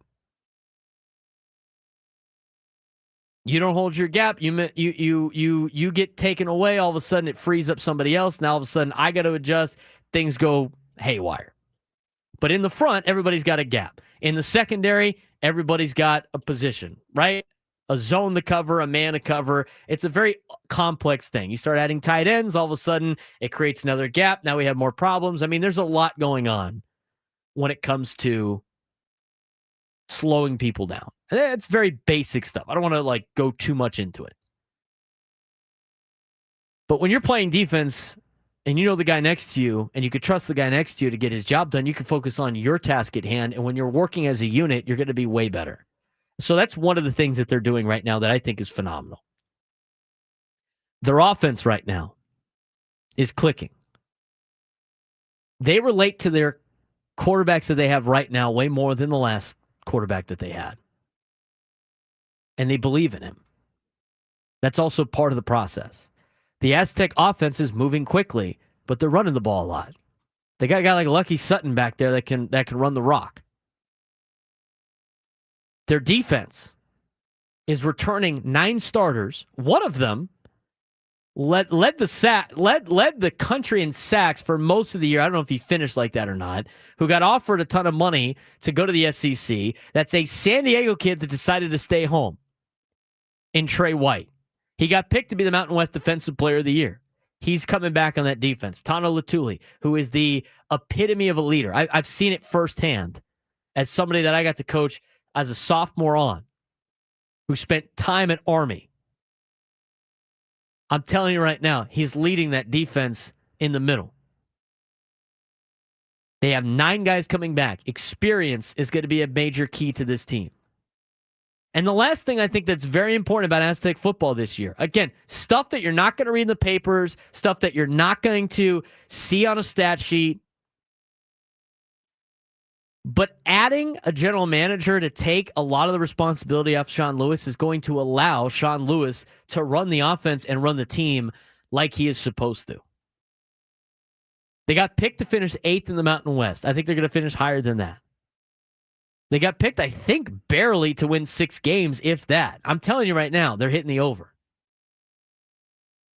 I think you're fine. This is going to be the real first season of Sean Lewis football at San Diego State. And so when it comes to the breakout groups on Wednesdays for Aztec football, when it comes to the team building and team camaraderie that this team has, when it comes to a lot of the returners coming back from last year, mixed in with a quarterback that's bought in, mixed in with an offense that's starting to click a little bit more, second year in the offense for San Diego State, this is going to lead to a lot better season for San Diego State football and probably success. Are they going to win the Mountain West Championship? I don't know if I'm going to go that far. It's going to take a lot to bounce back from what they did last year, but it's going to be a lot better of a football team. And it's going to be a team that San Diego is going to be proud about and proud of. So I think they're going to be bowl eligible. I think it's going to be a lot more entertaining to watch. I think they're going to give the teams like Cal and Washington State a run for their money. And we'll see.